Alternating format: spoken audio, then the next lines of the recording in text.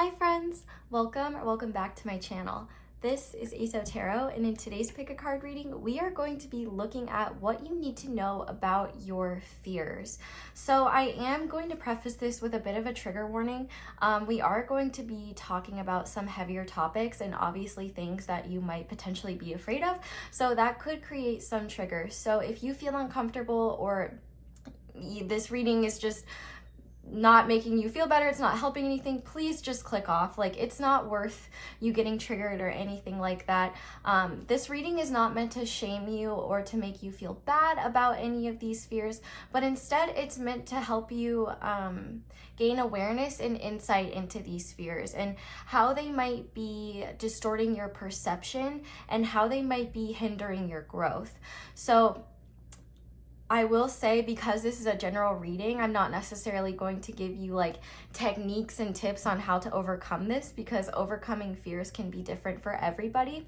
But I do think we all have a lot of fears in common, and it can be good to kind of just see how these fears manifest in our life, how they might hold back our manifestations, how they might hold us back from actualizing our truest self and discovering who we are.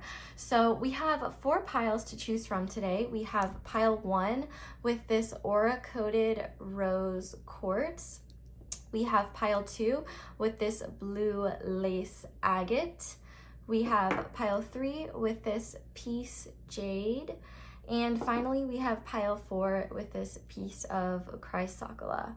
So go ahead and pause the video if you need to decide which pile or piles you feel most drawn to. This is a great case where it's absolutely okay to be drawn to more than one. I mean, I know I don't just have one fear. I'm a scared ass bitch. I'm afraid of a ton of things. So you might be the same way. So feel free to watch as many or as few piles that you feel called to. And of course, as usual, take what resonates and leave the rest. If there's something you're not afraid of, obviously that's not something that you really need to be aware of, but maybe the awareness could help you in being more confident in an area of your life. It really just depends for everyone. But once you have picked your pile, you can go ahead and scroll down to the description box or the comment section, where I'll have all the timestamps listed below for each pile. And then we will get into your reading. Hi there, pile 1. If you guys chose the aura-coated rose quartz, this is going to be your reading on what you need to know about your fears. So I'm going to go ahead and lay out all of your oracle cards, and I'm going to start channeling from there, and then I will use this 8th house tarot deck to see if there's anything that I missed and anything else you need to know, and then we will move into advice towards the end. So let's go ahead and see what we're working with. So the archetype we have is the poet. We also have soulmate and trickery, the gallery of those who came before and make it look like the night. We have morning glory, affection and determination. We have Amaryllis, I hope I'm saying that right, determination and creative achievement. We have the sea serpent and the raccoon. We have the 2nd chakra, Archangel Ariel, and hostilities. And finally, we have empathy. You feel and understand the emotions of another in the service of love. So I'm gonna move this up just so, okay, yeah, this works. Alrighty, pile 1. So what fears are we really looking at here? Your archetype card is very interesting because, first of all, we have a lot about creativity here. So I would say right away, these fears have to do with your creative expression. Being the sacral chakra, we have that twice here with the sea serpent and the 2nd chakra, Archangel Ariel. But the poet is an archetype for an artist and a truth teller. And the funny thing about you choosing this card specifically is that this archetype talks about being able to feel immensely and not be afraid to speak their truth and to seek out darkness in the world and not be afraid to shed light on it, to create light from it. And what I can see here is that you likely have fears around your creative expression. For some of you, this might be with just sharing your creations in general, putting yourself out there in terms of your creativity, creating full time. For some of you, maybe you want to create full time or you don't know where to start. For others, maybe you want to take a risk in terms of your creativity. Maybe that could be with singing or acting, or this could be creating a business. There's a lot of different ways that this could manifest. But what I'm seeing here is that there's a disconnect between how you view others' creations and how you view your creations. And what I will say is that it's going to depend on where you're at in terms of your creative journey. So for example, let's say you've been a poet or a writer or an artist for a while, and maybe you know that you have skills, but you're afraid to share them. Another group of people I could see being here are people who want to start a creative endeavor, but feel like they don't know where to start, or you might be putting pressure on yourself to reach a level of success and you haven't even started this venture yet. What I'm seeing here is that your creativity is really important because it allows you to tap into your heart space in a way that's less judgmental of yourself. I feel like you probably look at certain celebrities or artists or writers and view them as inspiration and look at their works and maybe disparage your own or feel like you can never reach that point. And what Spirit is really telling me is that there is a wealth of creativity and potential within you, but fears about judgment, so what other people might think of you, putting yourself out there in general, and a fear of criticism or critique are big things holding you back here.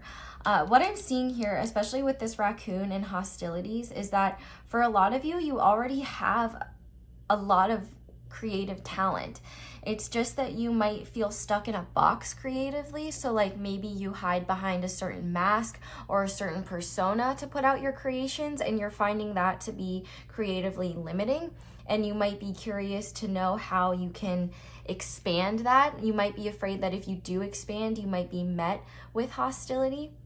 And for others, I feel like maybe there's just this fear that even if you go after this creative desire, you might suck at it or you might be bad at it. And what's interesting is that with the flowers that we chose, Morning Glory and Amaryllis, you have determination twice. And I definitely see that there's a lot of pressure around you achieving. And one thing Spirit wants you to know about when you look at these people who have already achieved a lot, you have to remember that they started somewhere. And everybody starts somewhere. And you shouldn't look at others as a blueprint of how to succeed, but instead as inspiration to create something entirely yours. And I think that one thing that you might be afraid of in terms of how you express yourself creatively and your creations in general is that you might be creating from a place of ego right now. And by that, I mean that you might be creating what you think people want to see rather than creations that come truly from the heart. And you might find that your creations right now are not very fulfilling, and that's because you're not creating from your heart space. And I think that there might be some fears around tapping into your heart space, because that could be potentially triggering. You might have fears that creating from your heart might make you look stupid, or it's really scary to create from the heart because if somebody critiques that, they might be saying that your feelings or your emotions aren't valid. And Spirit wants you to know that that's not true at all. In fact, it might be very freeing for you to create from your heart space, because instead of shoving down your emotions and trying to find what's the word?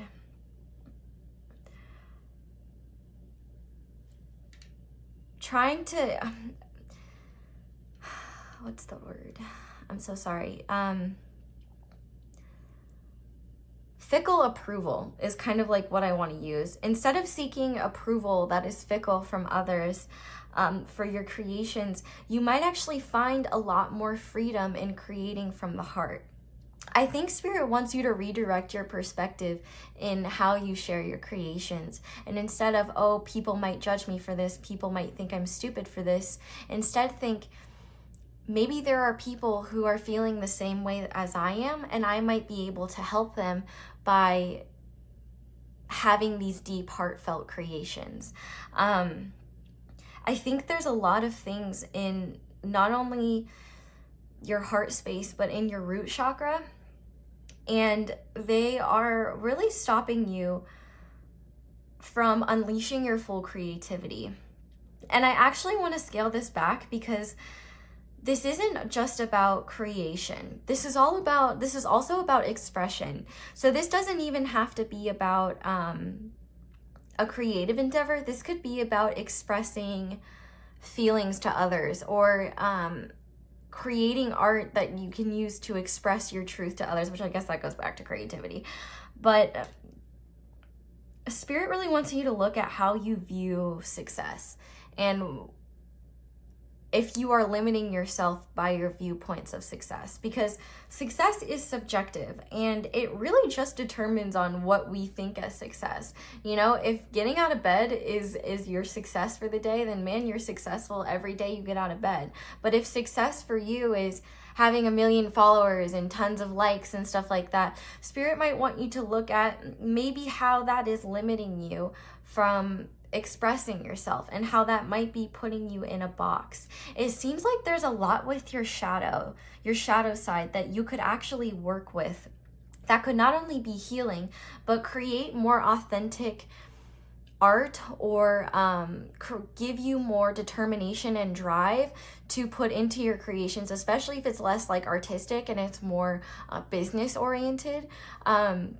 That will unleash your full determination and your full abilities. There's also a need for you to be patient when it comes to your creative abilities, and in that you might be looking at the destination rather than the journey, especially if you are a beginner in a creative endeavor. You have to understand that you have to start somewhere. And if there's anybody that judges you for this or makes you feel bad about this, recognize that that's a reflection of them and not a reflection of you. Everybody has to start somewhere. And the sooner you start, well, I like to use the Adventure Time quote from Jake: sucking at something is the first step to being sort of good at something. And I think you have to have compassion for yourself and empathy for yourself, and realize that you have to start somewhere too. And one thing that Spirit is telling me is that the more you unleash your creativity from a more authentic perspective, the easier it will be to attract people who view things the same way as you. It's almost like soul tribe energy. Like with this soulmate card here, you can be attracting people who will be able to validate your experiences. And by that, I mean, by creating from a place that is more vulnerable and more authentic, you will help others feel freer to access their emotions, or give enlightenment to others who may not even realize that they're acting from a place of fear or inauthenticity, or, like I said before, give validation to others to recognize that other people have these feelings too. It is really freeing for others to come upon creations that validate experiences that they've had themselves. And I think one beautiful thing about art and about expression and things like tarot, for example, is that it really transcends separation. And by that, I mean, it transcends the differences that we see in other people. You know, the term comparison is the thief of joy. And, we look at other people and see what they have, and that's looking at from a place of lack and a place of ego.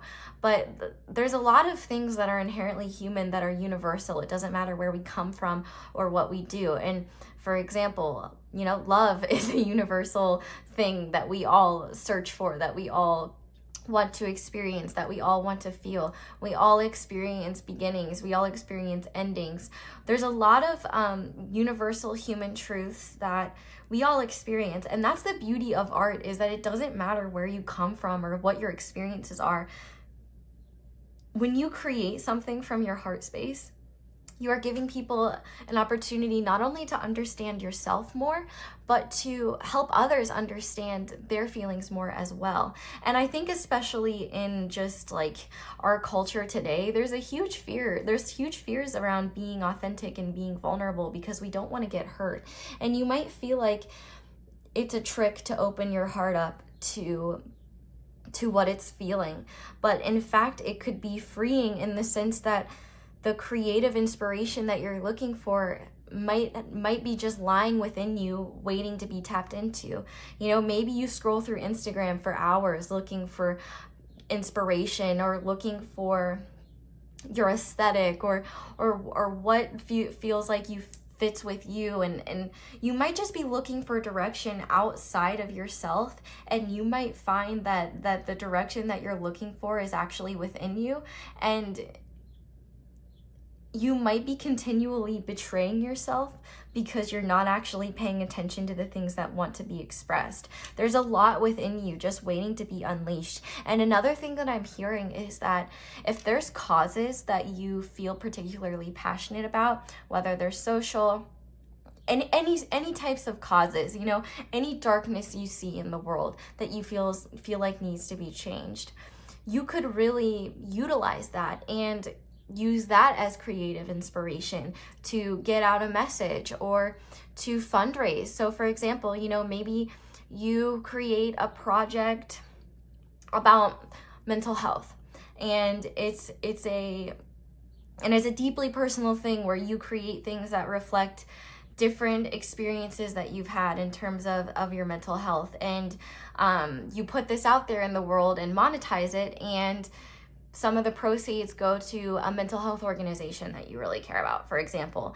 What I'm seeing here is that there might be fears also about like monetizing your content, or that your content is worthy of monetizing, and you have to trust that it is. And I feel like there's these fears that your heart might lead you astray, that you might just be delusional, or that you might be kidding yourself. And Spirit is asking you to stop that, because there's a wealth of creative potential within you. And one of the truths of life is that it doesn't matter what you put out, there are going to be people that criticize you. I mean, look at this video. Unless you're watching it as soon as I upload it, there's gonna be dislikes on it. Like that's just how it is, you know? There's always gonna be people that don't like what you put out, but there's gonna be way more people that want to support you, that empathize with you, that feel you, and you deserve to put things out there that are an authentic reflection of who you are. You don't have to put yourself in a box and force yourself to fit into this narrative that isn't authentic to you. You're a multi-dimensional being, and you're allowed to not only change your mind, but tap into things that maybe you thought you never would. This could actually be really healing for you in a lot of ways. And I think that Spirit is asking you to trust your heart when it comes to the things you want to create, and also to not be afraid to just get started and recognize that, yeah, the first things that you create are gonna kind of suck, but you're gonna get better. And that's what it's all about. And instead of focusing on a journey and focusing on a destination and thinking, oh, what if I fail? What if I don't do well? Look at it as a journey, as a creative process. You know, I think that you need to have more affection for yourself and your creations. I'm sure you look at other people's creations or other people's businesses and think, wow, they're amazing. They have it put together. I could never do that. And Spirit wants you to have more affection for yourself and realize, you know, they had to start somewhere too. Like Spirit's using the example of like being born in terms of they were a baby once too that had nothing figured out, and they had to start somewhere as well. Every single card deck here started out as an idea, and it all had to be created and published. Some indie, some big business, but they all found their way, and they're all unique, but they all come together to create this unique message that I can give for you. You never know how your creations can be utilized, and you never know how they're going to impact other people. So instead of being worried about judgment or what other people might think, or how you might quote unquote fail, think of every creation that you finish as being a success, and think of just finishing something as a success. You know, some like Leonardo da Vinci, for example, he was notorious for half finishing things. He created the Mona Lisa, but he also created a ton of shit that he just never finished because he was like bored or whatever. I don't know what sign he is, but I would low-key be a little happy if he was an Aries. But he's an excellent example of somebody who is a great artist. And truthfully, a lot of artists don't really get the recognition they deserve until after they die, which sucks. But the truth of the matter is sometimes we don't appreciate things until way far into the future. And you never know how your future creations could impact future generations, and how they might look at your creations as inspirations for them to start as well. So instead of beating yourself up, recognize that there's really no way to mess up art. It's art, and it's beauty is in the eye of the beholder. And some of those eyes are going to be bitter, and some of those eyes are going to see it in such a way that it transforms them. And think of these inspirations that you have as blessings from the divine and permission from the divine to put yourself out there, not only because you deserve it, but because you're holding yourself back and not actualizing your true potential when you allow the fear of ridicule or judgment or quote unquote failure to stop you. Because truthfully, when we fail, we learn so much more than we do from our successes. And sometimes we have to fail in order to be redirected in the right place. And I think that through your creative process, you will have a lot more love for yourself, and you will have a lot more compassion for those who have gotten as far as they have. You know, it's easier to tell yourself that you just can't do it and continue existing in this limbo where you wonder what if. But I feel like Spirit is really challenging you to go against that. You know, fear is what if, but faith is even if. And even if it's only one person that's impacted and changed by your creations, isn't that worth it? You know, isn't it worth it to know that not only did you get to express yourself in a way that's authentic to you, but somebody else could empathize with that work and it could impact them positively? That's such a beautiful thing. And it doesn't matter how popular or unpopular your work is. You know, you never know how it could evolve, and you never know. Like with today's social media, all it takes is one video, one image to go viral. You never know. And I feel like Spirit just wants you to be in this cycle of creation and appreciate the process of creation and your process of growth, rather than focusing on a specific goal or a specific destination. Yeah, there's a need to look at yourself as kindly and as brightly as you do the people who inspire you. And Spirit wants you to look at the people who inspire you as a golden shadow. And by a golden shadow, I mean, these are people not that you necessarily envy, but like that inspire you, that maybe you do envy them, and envy is okay. That's a normal feeling. And see how you can not copy them, but learn from their process and where they've been to see how maybe you can utilize some of their tips. You know, with the gallery of those who came before, we have the opportunity to learn from other people's successes and mistakes and see how we can utilize them for ourselves. But Spirit is saying that you can put anything you put your mind and heart to. I think that for you, you do need to have a deeper connection to the things you put out and a deeper purpose. And while that is really scary to put out there, because at least if you're creating from a form of ego, you know, if somebody criticizes you, it's like, whatever, like I wasn't that invested anyway. But at the same time, you don't feel as passionate about what you're creating. And I think that Spirit wants you to create from a place of passion and drive. You know, this sacral chakra here is all about desires and our passions and our creativity.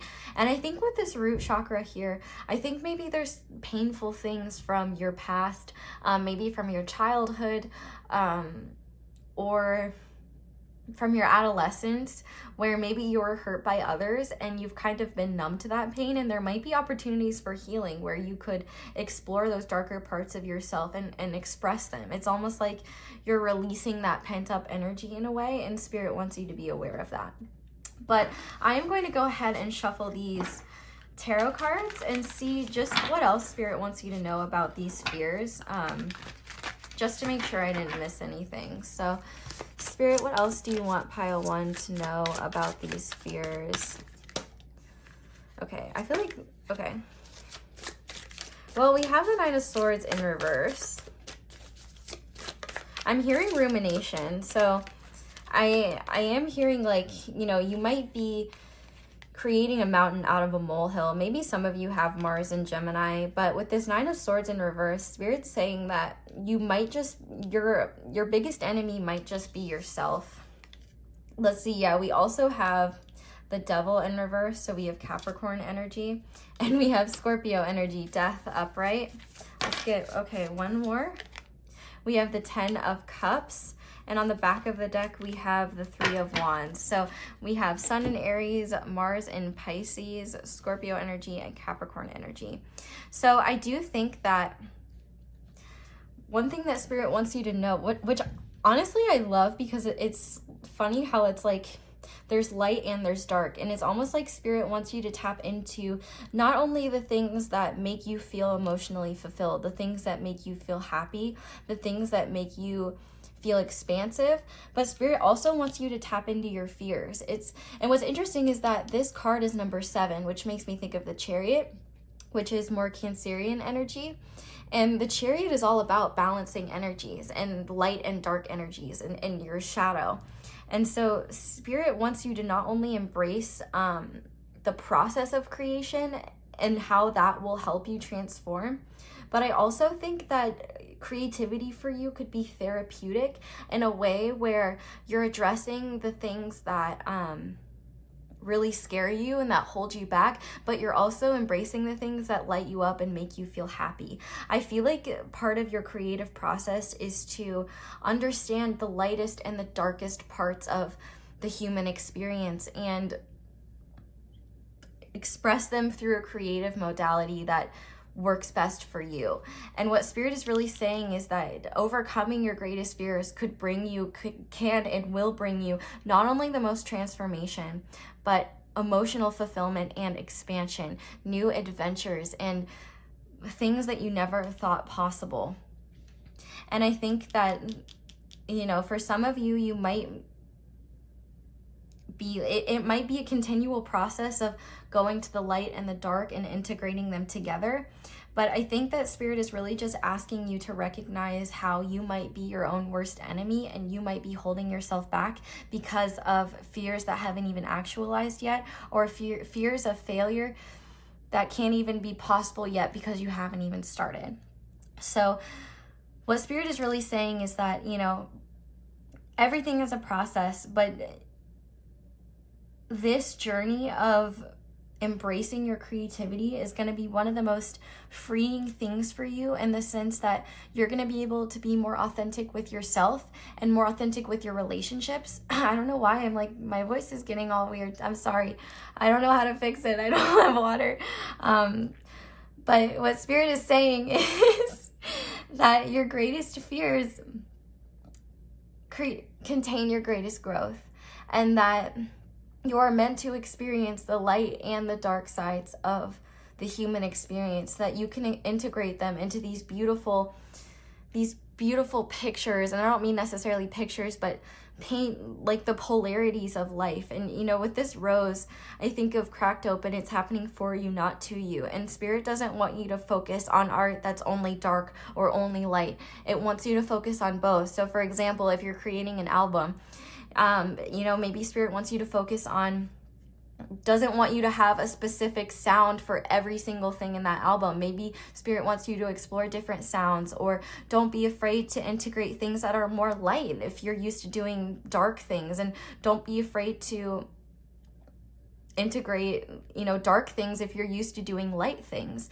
And one example that I'm getting is like, if you are somebody who feels bound by a mask that you've created, if anybody like is upset with you because you're branching out in terms of what you're doing creatively, know that that's not a reflection of you, but that's a reflection of them. And like, if they're not supportive of your growth as a creator, as an artist, then they're not really a true fan anyway, because true fans will love you for whatever you do and will support you in whatever you do, because they want to see your process. They want to appreciate your process. And what I love is that we have a lot of Mars energy here, and Mars is all about expression and assertion. So don't be afraid to explore new ideas and to branch out, because these fears will contain your greatest growth. So I'm going to go ahead and see what you guys need to surrender, as this will help you release these fears. Okay, so Spirit, what does pile 1 need to release or surrender in terms of these fears? Okay. So to start, we have surrender resentments. Holding on to resentments only poisons you. Try to forgive others for their shortcomings and keep moving forward towards positive situations in your life. We have surrendered your desire to control people. Being over-controlling can sabotage relationships. To more effectively achieve your goals, back off, regroup, and give the situation some breathing room. We also have surrender stubbornness. If you're tensing up or taking a rigid stance about something, gently observe yourself and become more yielding. This will help you communicate more lovingly with others and yourself. And finally, on the back of the deck, we have surrender to creativity. Let your imagination soar. Stay open to all creative ideas about how to pursue a dream or solve a problem. So yeah, I think that this, because for some of you, I was picking up on this idea that maybe some of this is about like expression in terms of like being honest about your feelings with others and just being honest about like what you want. I think there's being honest with yourself that you can't control how people view you, so you might as well like do what you want. But for others, there might be things like that might be healing in terms of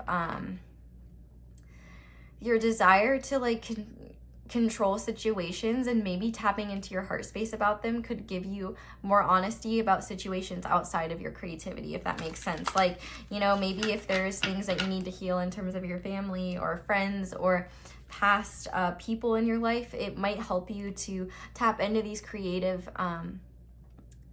abilities, because you might be able to process feelings that have been buried there and then come to realizations that you didn't know were possible. But we're going to finish off with this self-forgiveness oracle deck. And this is all about your ego. So I'm interested to see what comes through here. Okay. We will take these 3 then. So the first one is all about your purpose. I forgive myself for creating confusion by adjusting my vision to reflect what others want to experience through me. I choose to believe that when I make my vision my own, I invite others to clarify their desire and seek its fulfillment independently. Exactly. This is you. Like, you cannot, like, you have to forgive yourself for feeling like you have to fit in with a certain ideal, and choose to believe that how others react to your creative expression is not a reflection of you, but a reflection of themselves. I forgive myself for expecting others to carry out the experiences I feel would bring me joy. I choose to believe that each individual holds a unique energetic signature they were born to embody, and I best support them by holding space patiently and without expectation. And finally, we have, I forgive myself for feeling as though my safety is dependent on another's decision to show up as they think they should. I choose to believe that when I stop waiting for others to give me what I need and accept that responsibility, I discover a strength always available to me. So yeah, you don't need an invitation to get started or to get going. You just have to be, oh, and this one is important on the back of the deck, but you just have to be okay and secure in the fact that you don't need others' approval to go after what it is that you truly want. And I think that Grimes is a perfect example of this. Grimes is like one of my favorite music artists in the world just because she is so authentic to herself all the time, no matter like what that is. And yeah, if you don't know much about her, you should like look her up, because yeah, I think she's really awesome. And I think that by being her authentic self, it gives a lot of other people freedom to be themselves as well. But finally, we have, I forgive myself for feeling as though I may be selfish should I pursue something that is solely mine. I choose to believe that when I give myself permission to explore what is important to me, I invite others to explore more of what brings them fulfillment as well. So yeah, don't be feeling guilty about pursuing these desires if you feel like that's selfish, especially if you're like a parent or other people depend on you in a way, because it is important to do it is important to explore what is authentic to you, because it is a form of self-betrayal to only just be focused on the people dependent on you and neglect yourself. But pile 1, I'm going to leave this reading here. Thank you guys so much for watching all the way through. Definitely let me know down in the comments how it resonates. I would love to hear. And if you enjoyed this video, I would love it if you left a like. If you haven't already, I would love it if you subscribed and click that little bell notification to be notified whenever I upload a new reading. And for those of you who are already subscribed, please be aware that sometimes YouTube will like unsubscribe you or take off that bell notification. So make sure you still have that clicked if you did before. And thank you guys to everyone who has been watching my ads. That is the simplest and easiest way to support me and exchange energy with me. So I just wanted to quickly thank everybody who does that. And if you have YouTube Premium, just know that you support me just by watching me. So don't worry about it. But I hope this reading helped. Thank you so much for letting me read your cards. I hope you all have a wonderful day or night whenever it is that you're watching this, and I hope you'll come back and see me again soon. Bye! Hi there, pile 2. If you guys chose the blue lace agate stone, this is going to be your reading on what you need to know about your fears. So I'm going to go ahead and lay out your oracles, and I'm just going to show you what I see, and then I'm going to move into the tarot cards to just see if there's anything else I need to pick up on that I didn't, or anything else the universe wants you to know, and then we will finish off with advice. So your first card is Thanatos. We also have Impasse and Recovery, but I want to change the sides that those are on for some reason. We have the Rainbow Bridge and Everything You Need Too Soon. We have Hibiscus, Beauty and Happiness, and the Sacred Lotus, Enlightenment. We also have the Wolf and the Turtle. We have Unity. You understand that the love shared with another is amplified and has a ripple effect across the universe. I'm gonna set that one down in a second. We also have Adjacent Possibilities. And finally, we have Door to Spirit. So I'm going to be honest with you, pile 2. This is an excellent example of a pile that may be triggering, because we're talking about Thanatos, which literally translates to death. So if this reading makes you uncomfortable, feel free to click off. Don't feel like you have to sit through it because it'll make you feel tough or something. But I am going to be honest, because this is going to be not necessarily a heavy reading, but it could be triggering. So we're talking about death, but death doesn't have to be literal. It could be literal death, and for a lot of people, there is a fear of literal death. But this fear of death could be more abstract. So this could be a fear of change. A lot of times we fear change because we are afraid of things that we can't control. So this could be a fear of losing control or not being in control. This could be a fear of moving forward, a fear of making the wrong decision for some is what I'm hearing. For others, it could just be a fear of the unknown. fear of losing things, but what I'm hearing especially is making the wrong decision. So let's talk about this. So like I said, Thanatos is death, and it's easy to reduce death to transformations. And what's ironic is the tarot card deck that I am using for every pile is the 8th house tarot, which is endings and beginnings, transformation, Scorpio energy, death. And actually this Roman numeral here is 73, and we have 37 here. Both of those reduced to 10, which 10 is endings and 1 is, you guessed it, beginnings.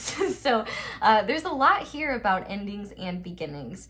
And for some, I feel like there's a fear of how change could change your perception, how change could cause you to lose control.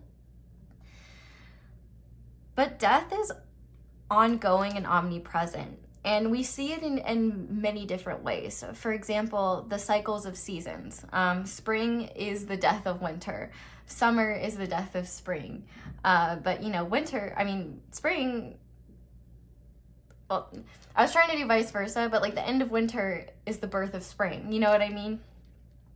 And it's something that's kind of constant, and only when we resist it is when it's really creating issues.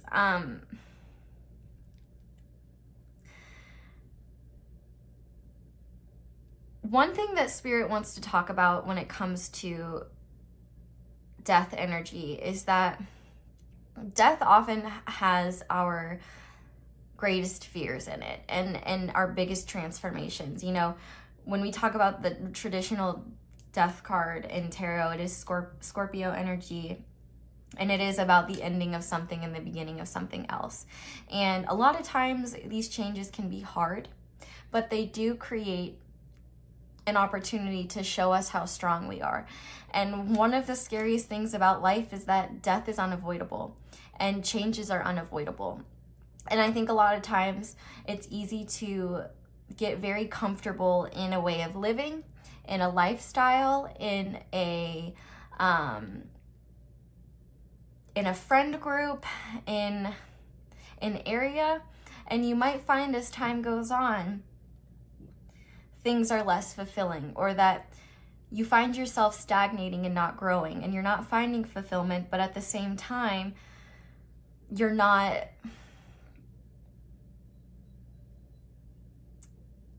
it's like you don't want things to change, but you're not finding fulfillment, and then you get kind of stuck in this stagnant energy. So that could be the case for some of you, and like what that change might create.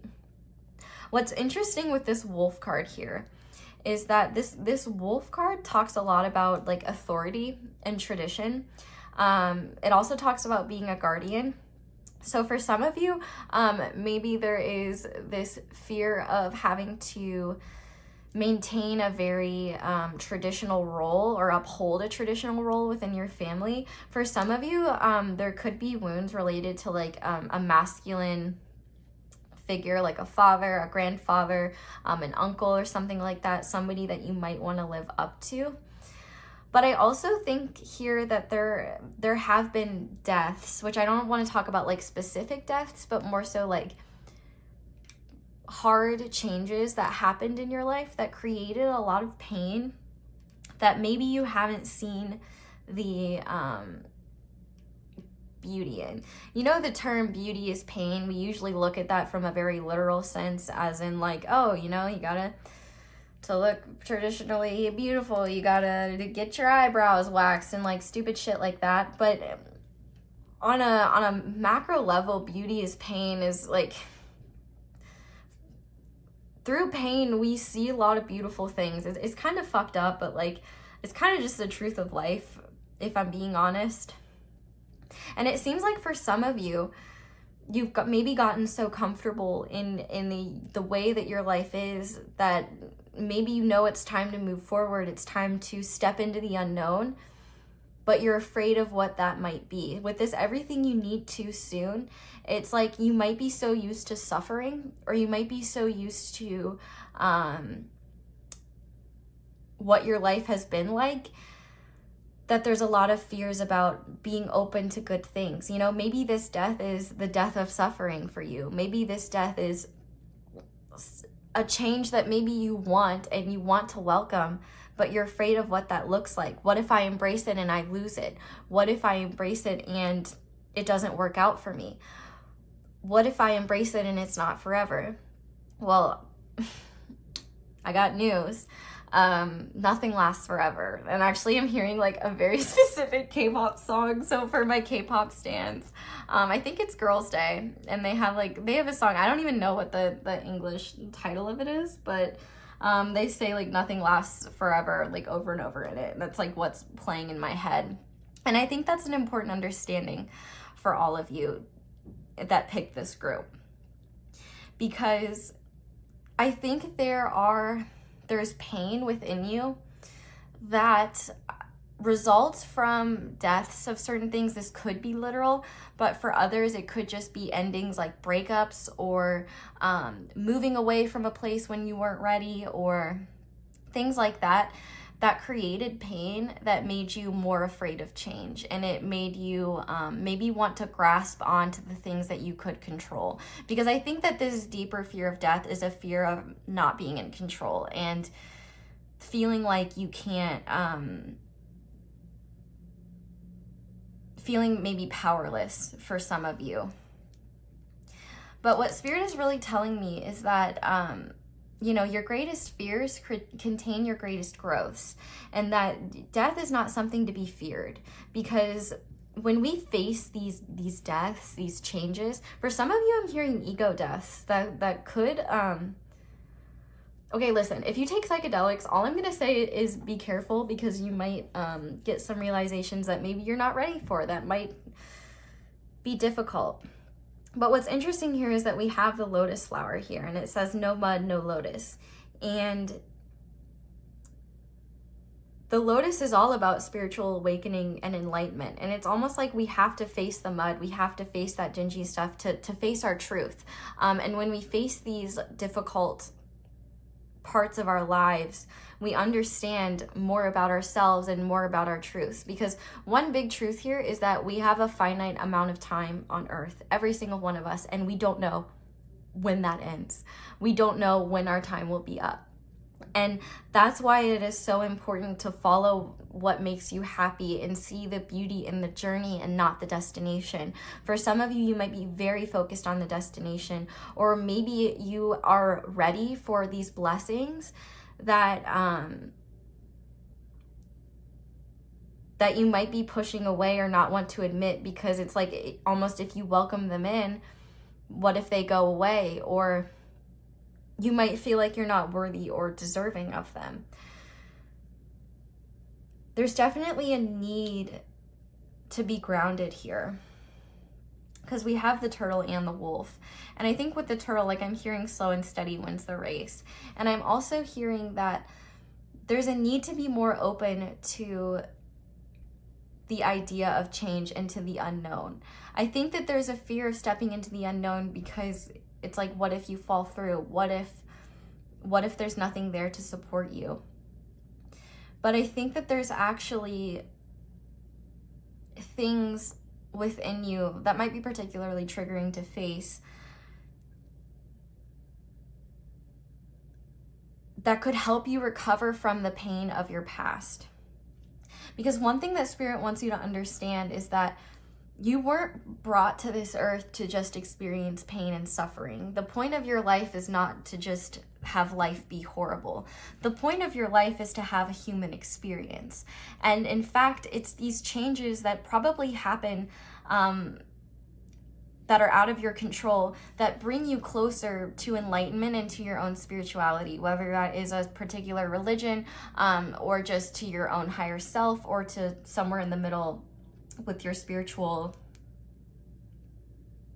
shit. I'm having trouble like talking in this pile, so I'm honestly probably gonna hold this blue lace agate, because this is a throat chakra stone. And maybe there's some truths that you need to speak that you're very afraid of speaking because of the changes that they would involve. But Spirit almost asks you to assess why you're afraid of speaking those truths. Is it because you're afraid of accepting what you know you're deserving of, or you're afraid that just because it feels right to you, what if you're being led astray? What Spirit wants you to know is that there's tons of routes that your life can go down. And that's why it's important to follow the ones that feel closest and most authentic to you. Because if you're not living your life for yourself, then you're not living your life in the most authentic way. And in fact, you're allowing others to control you instead of giving yourself that control. And one of the hardest things in life, and like one of the things that truthfully, like I struggled with a lot, is I was always really angry over things that I couldn't control, and it would just piss me off. And I would go off on these like rants that were honestly pretty funny, but like maybe weren't productive, you know what I mean? And Spirit wants you to look at the things that you can control and focus your control on that, and release the things that you can't, and instead give those up to your guides, to your spirituality. There's a lot about your psychic development here too. With this third eye chakra, there might be blockages in your third eye that result from painful things in your past, from painful endings in your past. That could be your key to recovering from them and actually being ready to step into something new. With this impasse card here, maybe you've been met with certain blockages, like you've been trying to go down certain paths and they're not working. And Spirit wants you to look at them as, instead of being denied something, look at it instead as redirection. I don't know if you've ever heard this, but I say this a lot. Rejection is divine protection, or divine redirection, however you want to look at it. And the story behind this card is that there's two hikers here, and they're walking down this path, and this giant is standing in front of them and won't let them through. And they're like, hey, like, Mr. Giant, like, can we get through? You know, we need to go along here. And he like won't say anything, and he won't move. All the hikers know is that they're blocked. And they're like, okay, this giant's kind of a dick. Like, I guess we'll have to take a different path. And the reason why the giant is standing there is because the giant knows that there's about to be an avalanche that would have killed both of those hikers had they kept going down that path. So what the hikers don't know is that they were actually being protected.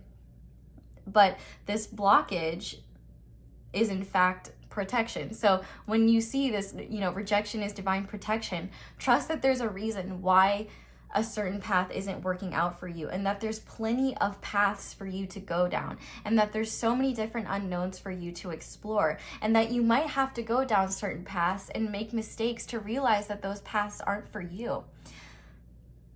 But this unity card is really important. You understand that the love shared with another is amplified and has a ripple effect across the universe.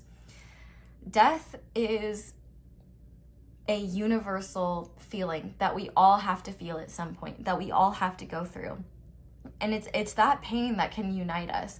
We've all had to experience things like this. Of course, it can divide us, but change and transformations are something that we all experience. And Spirit wants you to stop looking at your experience as solitary, and that nobody could ever possibly understand what you're going through, because it's likely that there are people that could. And I think there's something here about not being afraid to reach out to those who maybe understand or have been there before, that isn't weakness, that is strength, and that you're willing to open up to somebody, whether a professional, a friend, whatever it may be, and be more open to this kind of guidance. And I think Spirit is also saying that you don't have to make these intense, insane changes overnight, that you can allow it to be a process and a journey. But you might be very fixed in one sort of mindset. You could have fixed placements. That would be Aquarius, Taurus, Scorpio, and Leo. So Scorpio is fixed energy. And I think that Spirit's saying that maybe for some of you, you're fixed on this idea that only bad things come to you, or that you deserve bad things, and that maybe opening yourself up to wonderful things and allowing yourself to see beauty and allowing yourself to be happy could open up doors that you didn't know even existed. But I think there's just a lot of fears around change, around relinquishing control, and around allowing yourself to be wrong.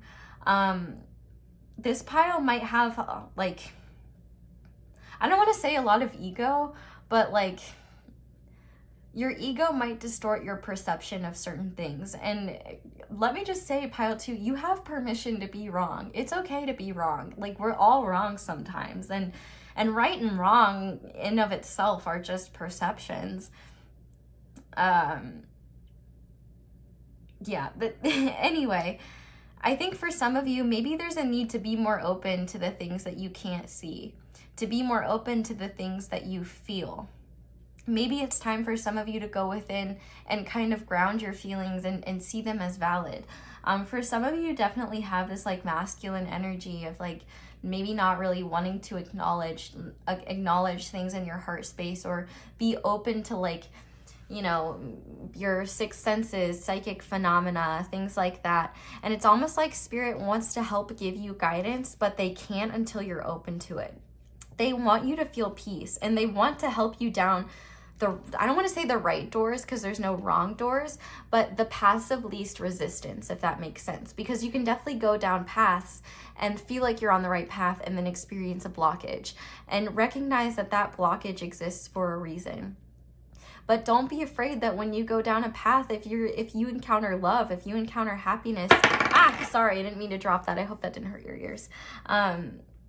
There's a lot of brightness to come with that, and that you deserve good things, and that the universe doesn't want to rip away good things for you to feel like shit again. They want to give you good things, new experiences, but you have to be ready to cross into the unknown. You have to be willing to change. And there also needs to be an acknowledgement of when it's time to change, or it's time to make a new move or redirect. And that doesn't mean you have to figure that out right now.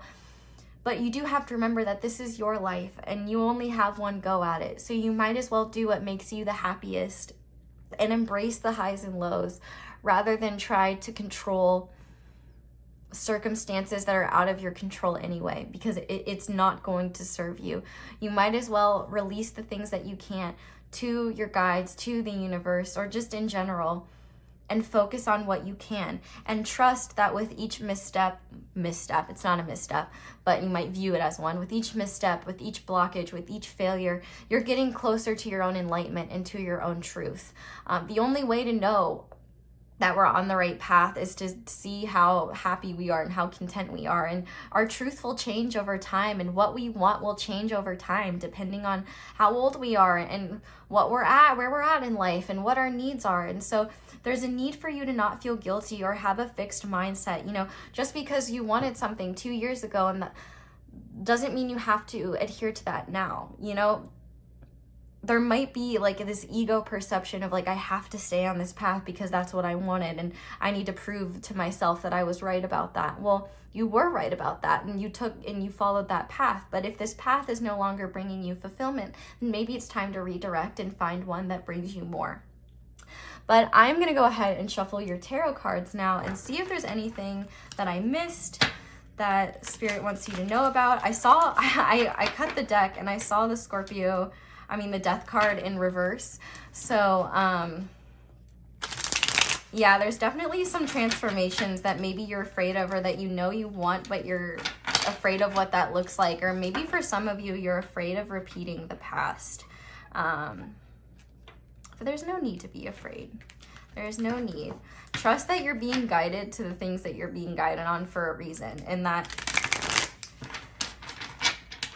we are all one, and that separation is just a fallacy, and endings are just an opportunity for new beginnings. But okay, so to start, let me take these out. Yep, okay, so we have the Seven of Pentacles, and we have Aries, or the Emperor. Ugh. This deck really screws me up because all of the minor cards are in this black font, and like the placements are in parentheses, but then in the major cards, the placements are in the black font, and the cards are in the parentheses, and I just messes me up every time, man. Okay, so what else? Okay, we have the 8 of Pentacles. A lot of earth energy here. Let's get one more, please, Spirit.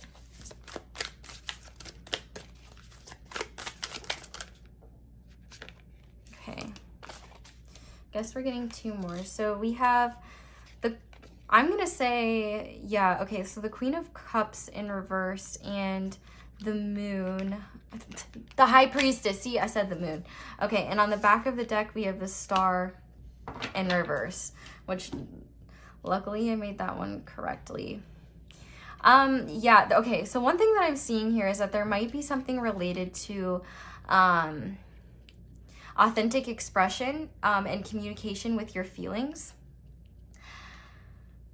I feel like there's a lack of trust with, I'm taking this again, I feel like there's a lack of trust when it comes to what your heart wants and your own intuition. And I think that's where your blockage when it comes to your psychic abilities and like your third eye comes from. Because for some of you, this is definitely related to your relationships, where maybe you've given up hope on your relationships, and this doesn't have to be romantic relationships. This could just be friendships. This could just be how you relate to others. There could just be a lack of hope in general because of your past experiences. And it's almost like maybe you have been focusing on what you can't control, but there's parts of yourself that you may be neglecting in that process. I do see here with the 7 of Pentacles, there's probably a lot you've been reflecting on, and I think you might be ready for a type of transition. I do feel like for a lot of you, you are maturing, and there's a death of a former self of yours that you're recognizing it's time to let go of. But maybe you're not ready, maybe you're afraid, maybe you're just scared of what that looks like. And I'm hearing the Avril Lavigne song, Here's to Never Growing Up. And now I'm thinking of the quote, like, everybody has to grow old. Like, growing old is a requirement, but being, like, I'm saying it wrong. We all age, but like your inner child spirit, like your inner spirit, like that never has to go away. It doesn't matter how old you are. You can always have that youthful joy. You can always have that fun. It's like you don't have to neglect the truest parts of yourself, even if you're worried about how people will take them. You know what I mean? And just because you're getting older doesn't mean you will lose fun, you'll lose joy. You might find that there are new experiences that bring you more joy now that wouldn't have brought you more joy in the past, but will now, and you'll be able to fully see that once you've made that leap, of course. But yeah, it's like you've definitely been reflecting a lot, and you're seeing where it's like for some of you, you might be waiting for the fruits of your labor to fully flourish. For others, you just might be reflecting about the past. I can definitely see that there's something related here, like with your career. Like maybe for some of you, you're thinking about a career change, or you're thinking about doing something different, or maybe you're just solely focusing on your career because that's the one thing you can control, or that's the one place where you feel in control. But I think that one of the things that you're really afraid of is your intuition and trusting your inner depths. Maybe there's a fear of exploring it. There's a fear of seeing what your heart truly wants. Because I think that when it comes to like maybe your career, just your inner development, it is an extension of your heart, but it's one that you've explored and that you feel comfortable with. But I think there's something here about spiritual growth, or the willingness to be authentic with others, or to be honest about your feelings with others. Like for some, I'm hearing like just like fear of rejection in general could be a big thing holding you back. And it's like one thing I'm hearing is like, you know, telling somebody how you feel is really scary, because what if they don't feel the same? Because that could be the death of a fantasy that you might have for you two, or the death of a perception of somebody, or the death of a hope for something. And what Spirit wants you to understand is that that just gives you the opportunity to make room for something that is in alignment with you, that will bring you hope and will bring you love. But you won't understand that until you truly go for it. But there's a need to honor your emotional body and your own intuition, and to heal the pain within your emotional body, because it will help give you hope again. And you might think that you're detached from your emotions, but you're not. You're kind of just avoiding them, if I'm going to be honest. It's not a healthy level of detachment. In fact, it's not necessarily detachment, rather it's avoidance. Avoidance of these emotions, and they're manifesting in ways where you might act destructively, or you might be really afraid, or you might just get really focused on work, or the things that you can control and the things that make you feel in control, in order to neglect this part of yourself. This full moon coming up could be really significant. But if you have any Cancer placements, just be aware that like you might be more affected by the moon than others, because your chart ruler is the moon. But I think here that there might be things that your heart is trying to speak to you about that you might not be open to, that you might not want to address because of past pain, because of fears. And Spirit's saying that actually by addressing these, it could give you hope for the future and bring you enlightenment. And it could be a death of an inner suffering that you might be neglecting or avoiding in order to just keep going in life. It's like there are things for you that there's things that you're already doing well. There are things that you are ready for, but there are other things that you may be neglecting because they are not what you're typically, it's not what you feel safe addressing. It's not what you feel safe looking into. And so Spirit's kind of asking you to look at tons of different aspects of yourself and see what needs to be addressed and what needs to be healed, because you deserve to have this star upright. You deserve to be, one, nurturing towards yourself, but two, to have hope, to have faith, to believe that there's a better future for you. And what I love is that this rainbow bridge and this door to Spirit and this portal here is showing you that the universe is not against you. The universe has your back, but they can only help you if you're willing to receive their guidance. They can only help you if you're willing to trust the guidance you're receiving. And the most important guidance that you need to listen to is your own internal compass. And you might be able to trust your own internal compass in some settings, but it might require healing for you to trust your internal compass in other areas of your life. And that might be what Spirit is wanting you to address. So I'm going to move into advice now, and we're going to see what fears you need to surrender, and what fears, just the things that you need to surrender so that you can move forward. So Spirit, what does pile 2 need to surrender in order to move forward? Surrender the idea surrender the idea you can fix someone.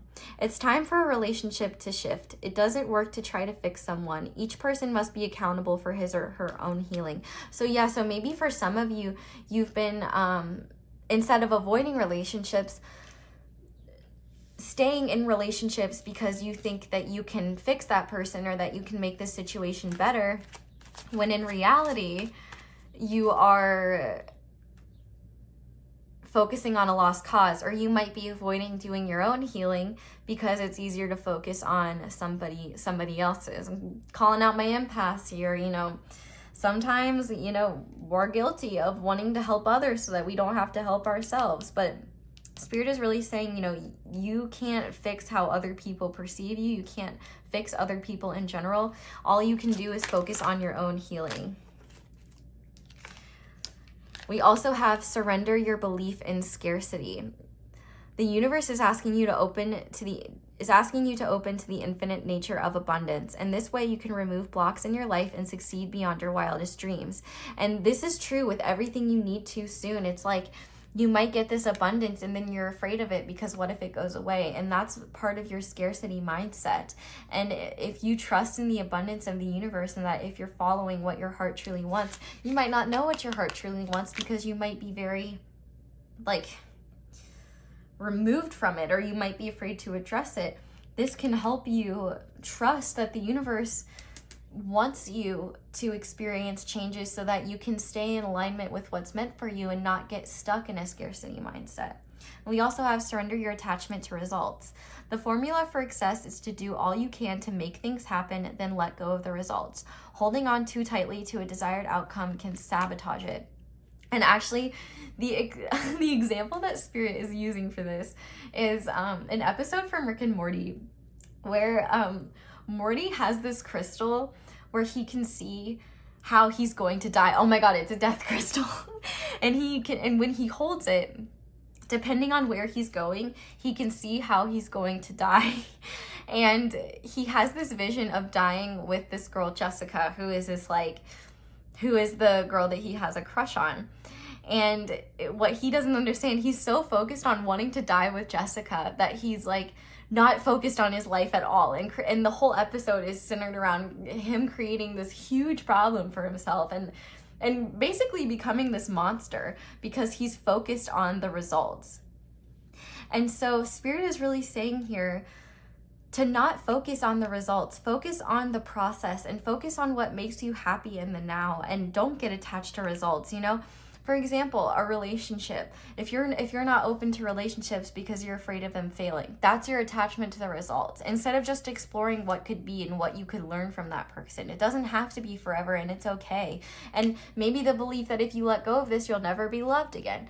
That's just not helpful, man. Like, that's not true. If you are loved, you'll always attract that love. And that's something that I do, like in my meditations, for example. I'll tell myself, like, I release doubt, I release fear, I release negativity. I am love, not I give and receive love. If I am love, then I always ask myself, you know, what would love do in this situation?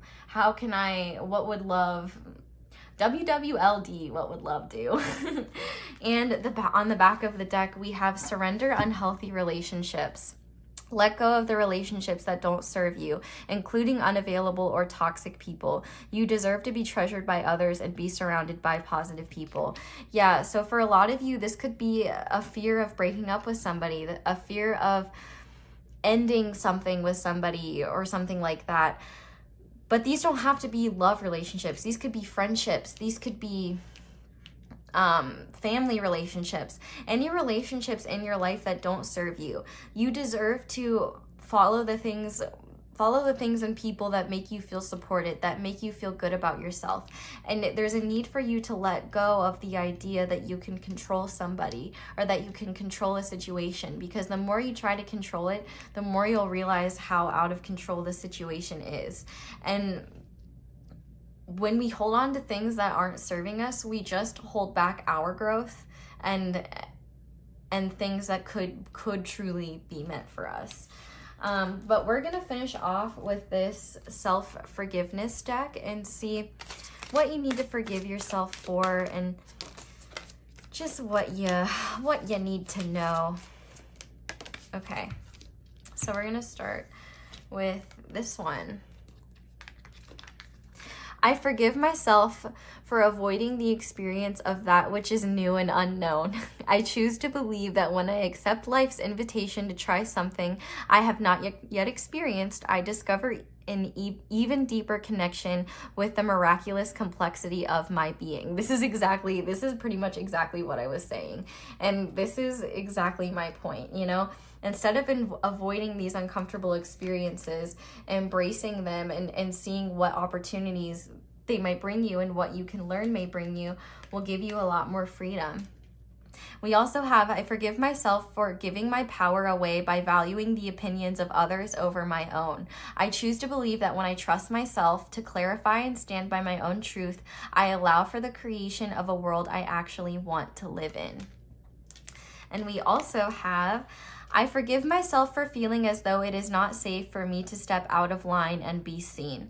I choose to believe that when I step out of what is familiar, I am able to playfully explore the different dimensions of my being so that I may discover a more authentic version of myself. And this is just so on point. This is exactly what you need to understand, because these changes, these endings might seem really scary to you, but really what you're doing is you're making way for things that are more authentic with your truth, more authentic for your life to come in. And you know, they might be great, and then they might not be so great anymore, and then you might have to make more changes. And that's the thing. Don't feel like you have to stick to what made you feel safe in the past, or what felt right in the past because it was right then. If it's not right now and it's not changing, if the other person, especially if this is like relationships, are not working with you to both grow and evolve, it's not your job to stay and to fix them. And on the back of the deck, this came out in the last pile, but I think it's relevant for you guys as well. I forgive myself for feeling as though I may be selfish should I pursue something that is solely mine. I choose to believe that when I give myself permission to explore what is important to me, I invite others to explore more of what brings them fulfillment as well. So yeah, this is all about just trusting yourself and getting closer to your own internal guidance. And instead of trying to wonder why these blocks are here, or wonder why the universe is doing to you, explore the opportunities involved in them. But I'm going to leave your reading here, pile 2. Thank you guys so much for watching this all the way through, and thank you so much to everybody who watches my ads. That is the simplest and easiest way to support me, so I just want to say thank you so much to everybody who does. If you have YouTube Premium, don't worry, you support me just by watching me, so you're fine. If you enjoyed this video, I would love it if you left a like, and if you haven't already, I would love it if you subscribed and clicked that little bell notification. Definitely comment down below and let me know how this reading resonated. I would love to hear. Thank you guys so much for letting me read your cards. I hope you enjoyed this reading. I hope you have a wonderful day or night whenever it is that you're watching this, and I hope you'll come back and see me again soon. Bye. Hi there, pile 3. If you guys chose the Peace Jade stone, this is going to be your reading on what you need to know about your fears.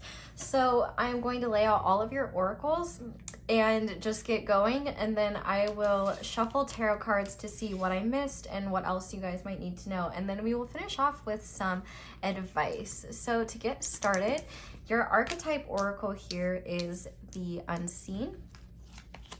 We also have Destiny and Confusion. We have Someone Soon and Protect Your Heart. We also have Asters, Elegance and Patience. Nature does not hurry, yet everything is accomplished. And Trumpet Gentian, Power and Healing. To get what you love, you first have to be patient with what you have. We also have the Otter and the Lizard. We have Loyalty. Your reliability demonstrates your loving sense of devotion and consistency of being. And Compassion, you demonstrate the language of the heart by actively sharing and living love. We also have Storm Warning and Deceit. So this one is really, really interesting because your fears, or the fears that Spirit is highlighting in this group, are a lot about spiritual guidance. I also think this is related to fears in love, fears in vulnerability, fears in essentially what we can't see. So let's talk about the Unseen card. This is a number 27, if that's significant to any of you. But this is all the things that we can't see but sees us. You know, we feel it, we intuit it, we see it in our third eye. We try to doubt its existence, and these messages typically come very sudden ways through an insight, a clear voice, a stranger, messages from loved ones who might have passed on. And it's definitely natural to fear these things because it challenges the perception of what we believe to be true. And one thing that Spirit is highlighting just right off the bat is that guidance does come in many forms, and you shouldn't expect it to always be glittery and loving. So with this unseen card, it seems like there's fears of your spirituality, maybe trusting your own internal guidance or trusting the guidance that you've been getting from Spirit. And what's interesting is that I also think that this relates to more than just spirituality and spirits in general. I think this also has to do with just aspects of the human experience that you can't necessarily see. So like loyalty, for example, or the future, for example, what might happen in the future, or if somebody is trustworthy or not, or seeing the truth of something. And Spirit's really bringing this to your attention because your biggest blockage is with your own spiritual guidance and your crown chakra. Both the cards that came out for you are about your crown chakra. And what's interesting is that, one, I think there is a huge disconnect between your intuition and your anxiety, and discerning which is which. So to give you help with that, anxiety screams and intuition whispers. Intuition is typically a deep knowing. It's patient, it's calm, it's sensible, it's rational. And I think there's a lot here about your destiny. Like, it's almost like your truth versus your ego in a way, where it's like your ego views things one way and your inner truth is guiding you another. And things that feel right or feel good, you might be afraid are tricking you. You might be afraid that you're getting the wrong type of guidance. You might be afraid that you're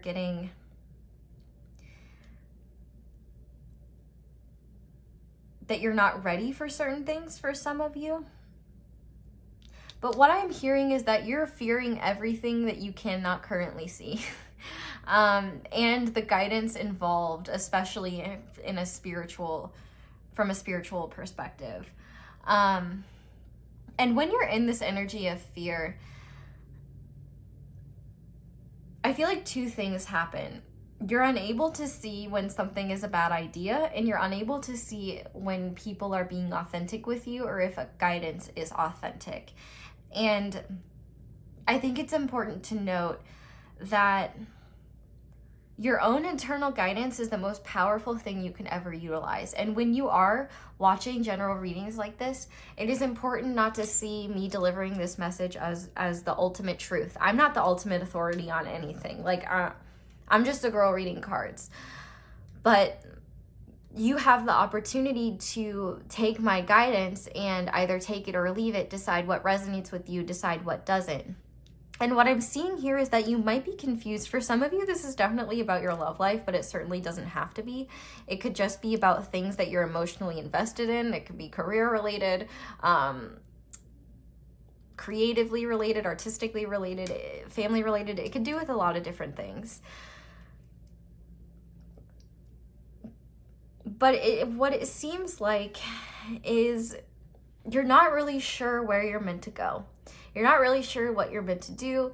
And I think you're really afraid of taking guidance and it being wrong. What if you take the wrong guidance? What if you don't do the right thing? Maybe you value the opinions of friends or family over your own internal guidance. Maybe you value logic over intuition. Maybe you value emotion over intuition. What I'm seeing here is that there's definitely a blockage in trusting what your guides are telling you.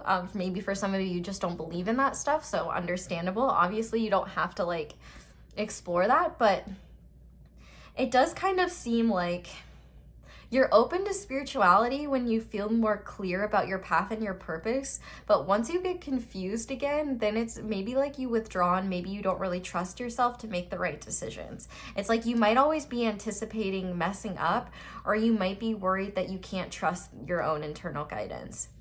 And one thing that I'm seeing here with this lizard and the otter, we could definitely have fire and water signs here. So Sagittarius, Leo, Aries, and Cancer, Pisces, Scorpio. But what I'm seeing here is that you might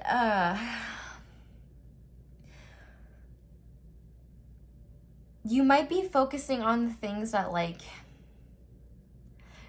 as a way to like relinquish this fear, for example, you might surround yourself with things that you know are fun in the moment, but that don't bring you real pleasure. And in fact, these might be the things, maladaptive coping mechanisms, for example. These could be addictions, these could be substances, behavior patterns that you know aren't good for you, but you do them anyway. And I think that there's a lot about focusing on other people and not really so much about focusing on yourself, because there is a lot about love here. And I definitely think that, like, in terms of love, you definitely haven't had it easy in the past. And there's definitely an attachment to outcomes and an attachment to what you believe to be right, and then like the actual truth that makes you more confused. Like, you might take guidance sometimes, or you might trust your own internal guidance, and it might make you more confused than you were. And I think that the reason for this is that Spirit is trying to get you to actually trust yourself and trust your own internal guidance. And an important aspect of that is allowing yourself to be confused and not have everything figured out. There's a need to protect your heart until you feel like you can open it up again, and that it's okay to not be ready to open yourself up to something again if you're not ready for it. But there is a lot about like overstimulation here, and the fact that you might be deceiving yourself. Like, this lizard talks about parties and crowds and other people. You might be really sensitive to energy, and maybe that's one reason why you might be confused about the guidance that you're giving, because you might be confused about different energies. There's definitely a need in this pile to go within, and to maybe and to give yourself time to sit in confusion. With this confusion card here, Spirit's really saying that meditation is something that could really help you. And maybe you're focusing too much on the things that you're confused on, or avoiding the things that you're confused on, and it's not giving you the answers that you need. And Spirit's saying that you might need to be patient to receive those answers. I hope this message is making sense, because truthfully, like, I'm kind of confused too with what they're trying to say, but I'm hoping that like it will all make sense to you guys. This otter card talks about joy and living in joy, and Spirit is saying that you deserve that joy. But you might be so used to protecting your heart that maybe you push people out. Or maybe you're skeptic of everything. You know, with this storm warning card here, maybe you see anything that could bring you joy as something to be afraid of, because not everything is what it seems, and that, you know, maybe you've trusted your heart in the past and it led you astray, and you trusted your gut feelings and it led you astray. And so maybe you distrust your spiritual guidance because you feel like, well, I took your guidance in the past and it didn't get me anywhere. And Spirit's asking you to realize that through your mistakes, it leads to a lot of growth, and that path might have been right for you for that time. That doesn't mean you were meant to stay down it this entire time. And maybe it's just through these trials and errors that it gets you to your true destiny. And Spirit's really asking you to start being more open to their guidance, and trust that, you know, their guidance isn't always going to be fun. You know, tough love is a thing. And sometimes, you know, tower moments, for example. Tower moments are an excellent example of how the universe uses tough love on us when we refuse to take the guidance, when we when we know we should do something, but we don't do it. And then Spirit's like, okay, well, you haven't listened. We've given you ample opportunities. Here's your tower moment.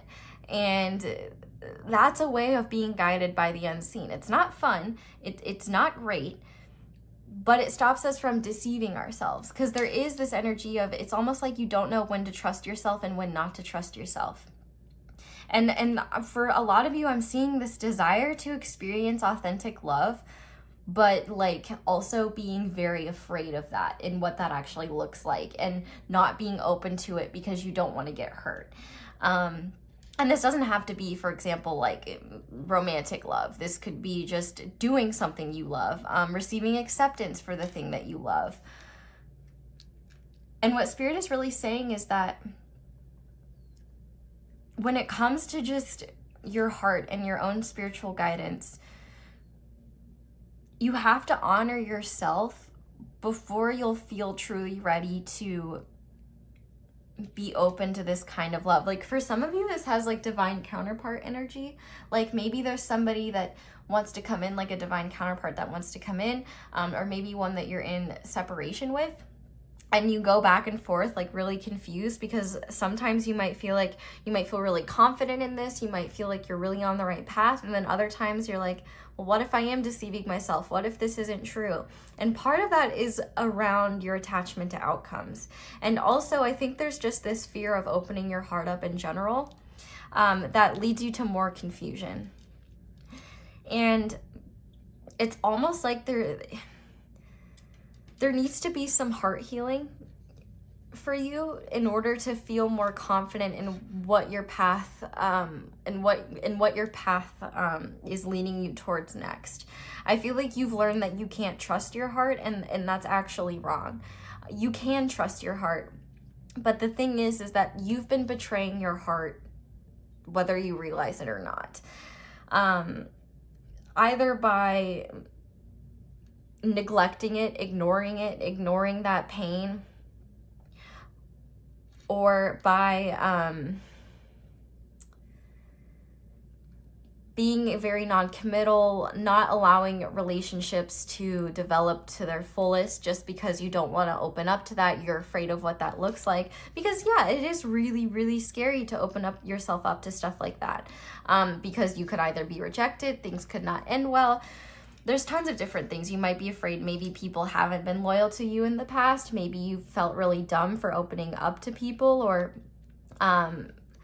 giving people the time of day. But Spirit doesn't want you to feel bad for that stuff. In fact, compassion and loyalty are the two things that you need to give yourself in order to be ready for something like this. Compassion, you demonstrate the language of the heart by actively sharing and living love. And loyalty, your reliability demonstrates your loving sense of devotion and consistency of being. And so what Spirit is really saying here is that one of the unfortunate truths of life is that you can't control other people's intentions, and you can't control a lot of outcomes most of the time. And sometimes we do have rose-colored glasses on when it comes to love, when it comes to our relationships. And our hearts can be deceiving sometimes. But the difference is between, like, or I guess maybe Spirit wants me to redirect that. But what you need to understand is that when you're guided, so for example, let's say you've taken spiritual guidance to pursue a relationship or a person, and it didn't end well, or it didn't work out, or this person rejected you. Instead of being like, hey, why did you tell me to do that? I got rejected. Maybe there was a lesson in there. So for example, like, you know, maybe you needed to face your worst fears to realize that you'd still survive them. Maybe you've needed to learn that you can trust your own internal guidance. Maybe your internal guidance said not to pursue that, and then you took external guidance that said the opposite, and you did it, and you're like, I should have trusted my intuition. And so Spirit's saying, hey, maybe you should have trusted your intuition. And that's the important thing with pick a card readings, is that, you know, this is guidance, but it's your free will to take it or not. And you only should take it if it resonates with your inner truth. And I think that you beat yourself up for when you're not right, which is an ego response. And also I don't think you trust yourself to make the necessary changes that your heart wants. And so Spirit is saying that they want to bring you something really beautiful, but they're not going to give it to you until you can trust the fact that, one, you can trust your own internal guidance. Two, you can trust that the universe wants to give you wonderful things, wants to give you beautiful things. But if you can't show things like compassion and loyalty for yourself, compassion for things not turning out the way you want, and loyalty to your purpose, to your own commitments, then you can't expect this from others. And you can't expect an authentic relationship like that to come in and to come through, or an authentic career that's meant for you. Different things like that. I want to look at these flowers because they talk about power and healing. To get what you love, you first have to be patient with what you have. So this starts with, looking at your life right now. Do you have room for what you want? Do you have room for what you are being guided for? How can you show the universe that you are ready for this? Actually, somebody added me on Twitter a little while ago and asked me, I keep getting your readings and Spirit says somebody that is coming in and I'm ready for them, but where are they? They're taking forever. And I had this whole Twitter thread. If you want to follow me there, it's at EsoTarotX. And I gave this whole long thread explaining that. But the universe doesn't work based on time. The universe doesn't have a calendar and saying, oh, okay, pile 3, they're going to get this blessing on December 12th. Like, it just doesn't work that way. The universe responds with the energy we emit. And the universe will give you what you're ready for. And so if you think you're ready for this love, I would ask yourself, are you really? If the love of your life, the career of your dreams, the house of your destiny goes on, the house of your dreams goes on the market tomorrow, are you ready to buy it? Are you ready to be a part of that career? Are you ready to let love in? What changes can you make to show the universe that you are ready for something? And for some of you, I think there's just this need to accept that there's things that you don't need to know yet. And there's things that you don't have to understand yet. And that your intuitive ties to people that you don't understand, your intuitive ties to places, to objects, to hobbies, experiences, skills, they're just a part of your soul asking you to explore it. You don't have to be right. You don't have to get involved with somebody and put money on them being the love of your life. You can just explore what it is. And the more you trust your own intuitive guidance, the more you will realize that you can trust yourself and that no matter what happens, you'll be okay. I think there's this fear of slipping up. There's a fear of making mistakes. There's a fear of the future in this pile. And instead of fearing the future, you have to trust that you have the power to create what you want. But the future does not exist. All you have is the present. And it's what you do with the present that determines your future. Divine timing is created. It's not pre-planned. So if there's a person that you believe that you will be aligned with through divine timing or something like that, you have to understand that you're creating that divine timing. There's no date on the calendar that has it planned. You have to be in the right energetic alignment for that. And your skepticism in following your own guidance and what your intuition is telling you is really holding you back. And there's a lot of blockages in terms of your crown chakra that I think the biggest thing that's blocking it is, one, your own distrust in your guidance, and two, your fear of getting hurt, your fear of getting hurt again. And it's important to protect your heart, but you need to have compassion for yourself for the times when things didn't work out. You weren't stupid. You didn't do the wrong thing. Failed relationships are not failures. They're just opportunities for us to grow and to help us learn what we don't want, what isn't right for us. And every experience and every relationship, every job, every opportunity that we take that doesn't work out just shows us what isn't right for us and teaches us things that maybe we wouldn't have learned anywhere else, and only gets us prepared for what is right for us.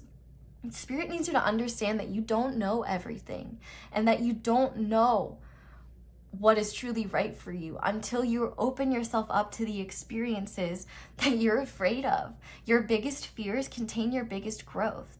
And you can't confirm that somebody is going to be faithful to you. You can't confirm that somebody is going to be there forever. You can't confirm that somebody isn't going to lie to you or hurt you.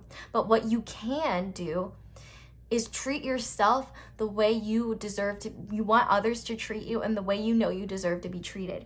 If you can be loyal to your own heart, that's how you can protect it. If you can be compassionate to yourself, even when you mess up, even when you do things that maybe you're not proud of, compassion for your mistakes and misunderstandings will help you have more compassion for others and release your expectations to see people show up in a way that they're not capable of showing up in. And when you have loyalty for yourself and loyalty for your own heart, it will not matter when people don't match those expectations. Because even when people hurt you or people don't want the same things, you'll just learn, okay, we're not in alignment, and that's okay. With this elegance and patience, nature does not hurry, yet everything is accomplished. This is all about divine timing and about being patient and not rushing the process. It's okay to be confused. It's okay to not know what's right for you. But part of that process is exploring and also trusting. Fear is what if, but faith is even if. Even if this relationship doesn't work out, I know that I'll be okay, that I love myself and I can still give myself that love, and that love will always come to me as long as I'm open to it. You know, even if this career opportunity works out, I know that there's something new for me. I'm smart, I'm resourceful, I've got this, I can do it. It's faith that even if this guidance doesn't lead you where you want to be, what falls away will be replaced with something even better, and that the things that you never expected or that you were afraid of exploring could bring you results that bring you blessings beyond your wildest dreams. The universe wants to give you beautiful things. The universe wants you to have a beautiful life. But if you don't believe yourself worthy of that, if you're not willing to be open to that, if you're not willing to take the action involved in that, the universe can't provide that for you. It's called co-creating with spirit, because the universe can only do so much. You know, if you're like, I want to be a famous race car driver, but you don't even have your driver's license, you know, NASCAR is not going to knock on your door and be like, hey, pile 3, here's your NASCAR. Sorry, I don't know a lot about race cars. I don't know why I use that example.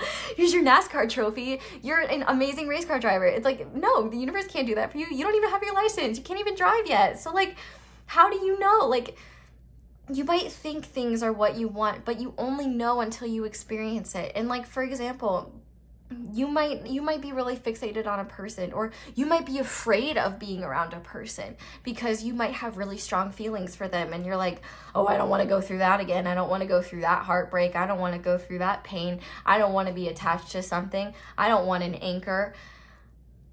And you might realize, you know, maybe this person is different. Maybe this person isn't right. Maybe they're right, maybe they're not. The only way you'll know is by exploring it. And instead of putting pressure on a certain outcome or expectation, like you have to marry this person or that you have to achieve things with this person, why not just explore it and be open? Spirit just wants you to be open to what you haven't seen and experienced yet, and get you to understand that just because you experienced difficult things in your past does not mean the things of the future will be the same way. They might. There's no way to guarantee that.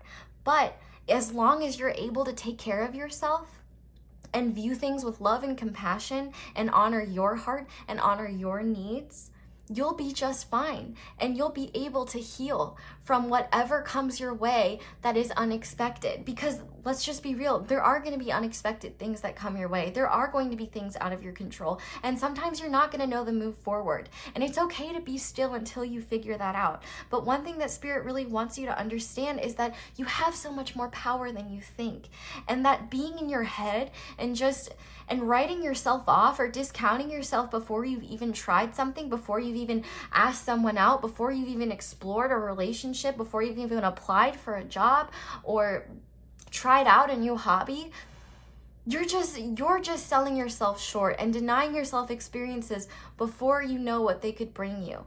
Spirit can only bring you what you are open to receiving. And you have to take action in the physical in order to show the universe that you are ready for new experiences, for new blessings. And like I said, your greatest fears might contain your greatest growths. So if that's asking out a person, if that's applying for a job, applying for a program, whatever it may be, go for it. Because even if you get rejected, even if you do explore it and it fails, even if you get accepted and you find out the job sucks or that whatever, just trust that there was lessons in it and there's reasons for it. And you deserve good things. You know, you have a lot of psychic abilities, but I think you'd rather trust what your own two eyes show you and what other people around you show you than trusting your own internal guidance. Because at least if you follow the guidance of what other people say, you can blame it on them when you're not fulfilled. But if you follow your own internal guidance and you're wrong, then you have no one to blame but yourself. And that sucks. But here's the thing, you're not wrong. When you follow what's right, the universe might just be taking you on a little detour to see something and then to see what else is right. And you can't know things until you know them, truthfully. Why is my water bottle like freaking out? I guess my water bottle is agreeing with me. But you have to trust that your intuition is not trying to deceive you and that spirit is not trying to deceive you. And that just the more open you are, the more you can receive, and that you can protect your heart and still be vulnerable. Because as long as you're showing love to yourself and just trusting in this guidance, you can't go wrong. It's okay to be confused. It's okay to not know what your path is, and it's okay to be still until you figure it out. But escapism is something that holds you back, and focusing on these maladaptive coping mechanisms that aren't leading to your growth could actually lead to a tower moment. And for a lot of you, I feel like spirit just wants to ask you, you know, do you want to look back at the end of your life and think, oh, what if I had told that person how I felt? Or what if I had gone after that passion of mine? Or what if I had gone after that career? You know, I wonder what would have happened. Instead, wouldn't you rather say, wow, I'm really glad I did that because XYZ happened, or it didn't work out for me, but at least I know that now, and I learned from it, and I grew from it. You know, we have our ego wants us to be right or wrong, but you have to understand that right or wrong is just a perception, and that things can be right for you and then wrong later. Things can be wrong in the moment and right later. You know, you've heard the phrase, you know, right person, wrong time, like stuff like that. Why is the time wrong? Is it maybe just because you're not ready to heal? Maybe you have to heal. Like, it's just different for everybody. And Spirit's asking you to be more open to guidance and stop putting so much pressure on yourself to be right or to not make mistakes, because making mistakes and following these detours is what gets us on the right path. You know, there's beauty in our mistakes, and you just have to trust that you're just a beautiful creation and you're formed by your experiences. And the more you experience, the more you love and lose and gain and all of it, it's just creating you, the multifaceted version of you, and it's giving your soul new experiences, and it's giving you the opportunity to know what certain messages mean, to trust what your guidance is telling you. And if you've heard the phrase hindsight is 20/20, you might need to just go through things confused and trust that you'll understand on the other side. You don't have to have everything figured out right now in order to pursue something. Just go for it. Or instead of just going for it, stop until you're ready to trust that guidance. But I feel like I've been going for a hot sec, so we're gonna get your tarot now and just see if there's anything I missed. I feel like I really got lost there. Well, not lost, but like Spirit really took the wheel there to the point where I was not cognizant. Okay.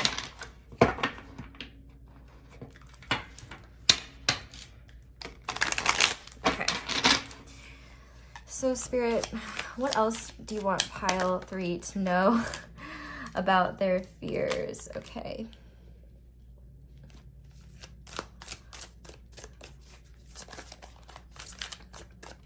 What else do you want pile 3 to know about their fears. This Scorpio card is having a lot of fun popping out, which is interesting because Pluto is also about transformations. Okay, we also have the Four of Wands in reverse. And on the back of the deck, we have the Nine of Cups in reverse. Okay. There's a lot about game playing that Spirit wants you to recognize. Because maybe in your past, maybe you're used to people playing games, or you feel like they're in life, there's only winners and losers. You know, I'm thinking of Talladega Nights, like if you ain't first, you're last. And like, that's just, man, shout out to my race car drivers out there. Like, I guess like race cars are coming through today. Shout out to my twin flame, Lightning McQueen. Love you, baby. Hashtag ciao. Anyway. And also, if you don't know what that's referencing, there's like an old picture on my Instagram of me and Lightning McQueen, and I called him my twin flame. Anyway, okay. So yeah, Spirit is really saying that you can't see the truth of things if you can't see the full picture. And that by trying to like strategize your entire life and like, you know, always keep yourself, it might be an ego thing where you always want to be one step ahead of everybody, or you might want to hurt people before they hurt you, for example, or leave people before they have the chance to leave you. Spirit is saying that you're missing out on valuable opportunities to learn and grow. And part of the problem with this perception is that you're denying yourself the opportunity to be fulfilled because you're so afraid of that fulfillment being taken away. You're so afraid of change. You're so afraid of death, of endings, of beginnings, but these are the things that are meant to transform you. And with this rose being here, there's a card in a different deck that says the ever unfolding rose cracked open. It's happening for you, not to you. And so you might not understand in the moment why something is happening, but you'll understand later. And Spirit wants you to enjoy life, to be happy, to have your wish fulfillments. And I noticed this, Jupiter is in Pisces right now. So some of you might have your Jupiter in Pisces. Some of you might have your Venus in Aries. You might be a Scorpio, or you might have Venus in Aquarius. But Spirit is really saying, you know, I just heard it's better to have loved than lost, to have never loved at all. And I would say that's probably true. But you should also trust that, you know, you're being guided towards things not because Spirit wants to hurt you, but because Spirit wants you to grow. And maybe these things that you're so afraid of, what if they do work out? What if they do have a happy result? What if they do add to your life? What if they are your wish fulfillments? But you won't know until you open yourself up to it. And I think that there's a lot of internal chaos and internal turmoil that stops you from moving forward because it's almost like you're like, I can't handle another failure. But if you look at this instead of as opportunities to grow instead of failures, you'll see that what you were so afraid of was nothing to be afraid of at all. And that whether there's a storm coming your way or somebody does deceive you, you'll know that that's not a reflection of you, it's a reflection of them. And that you deserve to be happy. And that Spirit wants to give you that, but they can only give you what you're open to. So instead of treating life as a game, treat yourself as somebody on an adventure, as a protagonist, just going through life. And have compassion for others that don't see things the same way as you, but be open to seeing things in a different way. You're not always right, and you're not always gonna be right. But instead of feeling like you have to be right, surrender the need to be right and trust that it's okay to be wrong, and that it's okay to explore things, and it's okay for things to go poorly, because you're not going to see that until you're on the other side. And I guarantee you there's valuable lessons in that. And you might be just so focused on what could go wrong that you've never even asked yourself what could go right.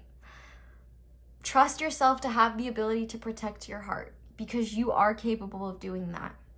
You have the power. And trust yourself to follow your own eternal guidance, and to not be so skeptical all the time, and to trust that maybe some people that come into your life that seem really wonderful are really wonderful, and maybe you're just pushing that away because you don't want that or you're afraid of that.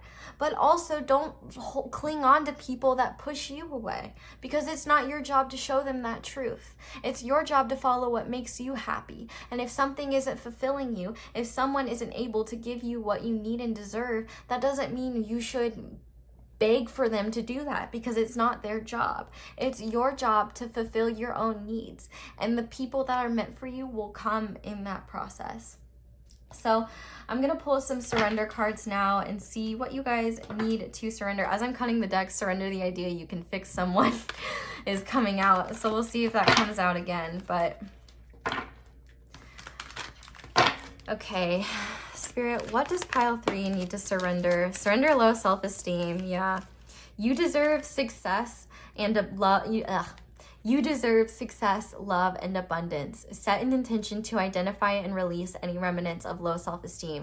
Yeah, this game playing could be because you have low self-esteem and your ego cannot handle being screwed over again. But if you have healthy self-esteem, you'll know that being screwed over is just a reflection of somebody else and not a reflection of yourself. And we have 4 coming out.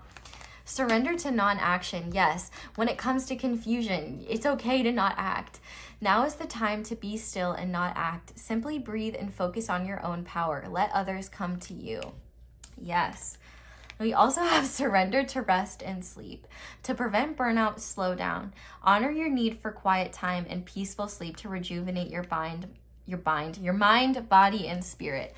Especially with this lizard card here, you might be highly sensitive, or you might have a lot of psychic abilities. And I just knocked a card over, and so I'm gonna take this one as well. We'll see what it is. We also have surrender to silence. In quiet meditation or contemplation, let go and enter the stillness within. Silence can heal and replenish you. Yeah, like literally,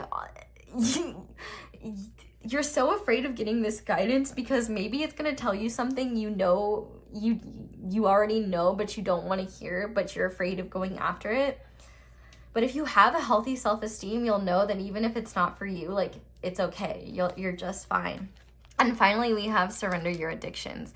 Whether you're addicted to substances, food, people, sex, or overworking, take action to begin to heal the addiction and replace it with healthier alternatives. Yeah, so this is all about healing, you know, because these maladaptive coping mechanisms that you might be employing, they're all meant to just, like,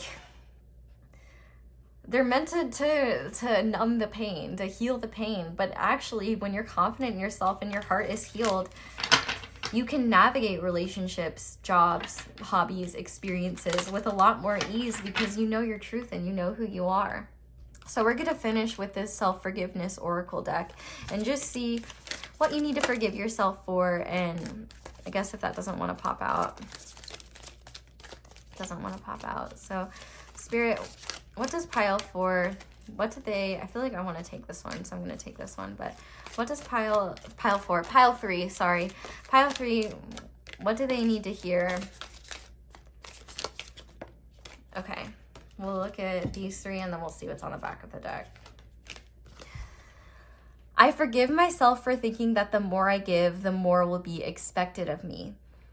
I choose to believe that when I ask myself to give only when I am in alignment with the joy of giving, I experience a deeper connection that allows me to access more joy and fulfillment. Yes. So maybe you've been afraid to open yourself up to relationships because you feel like you don't have a lot to give. And maybe just maybe these people have stuff to give you in return to receive. Maybe you're really just afraid of receiving.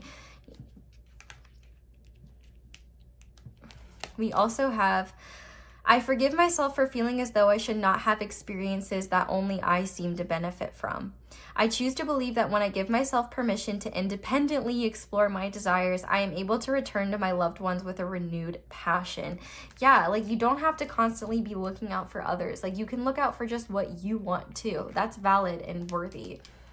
We also have, I forgive myself for thinking I must look or act a certain way in order to be enough. I choose to believe that I am innately worthy, and when I allow every aspect of my being to be expressed without discrimination, I realize the extent of my brilliance. Yes, so don't judge yourself for these things that you want to explore. And finally, on the back of the deck, gosh, Spirit comes through. I forgive myself for avoiding the experiences of that which is new and unknown. I choose to believe that when I accept life's invitation to try something I have not yet experienced, I discover an even deeper connection with the miraculous complexity of my being. Yes.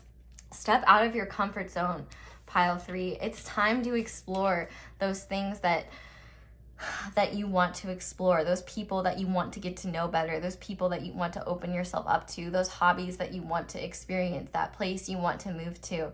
You know, get out of your comfort zone, because no matter what, you always have a home to return to. There will always be people in your life that will love you. You always have your spiritual team. And as long as you have a healthy self-esteem and you're able to rely on yourself, like, you can't mess anything up. Just trust that you're being guided in certain ways, and that your ego is there to protect you, but sometimes it might be there holding you back, and it's okay to release that and just be open to new experiences. It's okay to be wrong. It's okay to explore things and they not turn out the way you expected. That's the beauty of life. Just explore. Instead of trying to figure out what will happen or trying to protect yourself, go into it with an open mind and trust that you have the experiences and the capabilities to protect yourself all on your own. So pile 3, wow, I don't know how long this one was. So if you watch this all the way through, thank you so much for sticking with me. And also thank you so much to everybody who watches my ads. That is the simplest and easiest way to support me, and I just greatly, greatly appreciate it. If you've YouTube Premium, don't worry. Just by watching the video, you support me, so thank you. If you enjoyed this video, I would love it if you left a like. If you haven't already, I would love it if you subscribed and joined our little fam. If you enjoyed this reading, I would love it if you commented down below and let me know how it resonates. Give some support to some other pile 3s. Thank you guys so much for letting me read your cards. I hope you all have a wonderful day or night whenever it is that you're watching this, and I hope you'll come back and see me again soon. Bye! Hi there, pile 4. If you guys chose the Chrysocolla, I hope I'm saying that right. This is going to be your reading on what you need to know about your fears.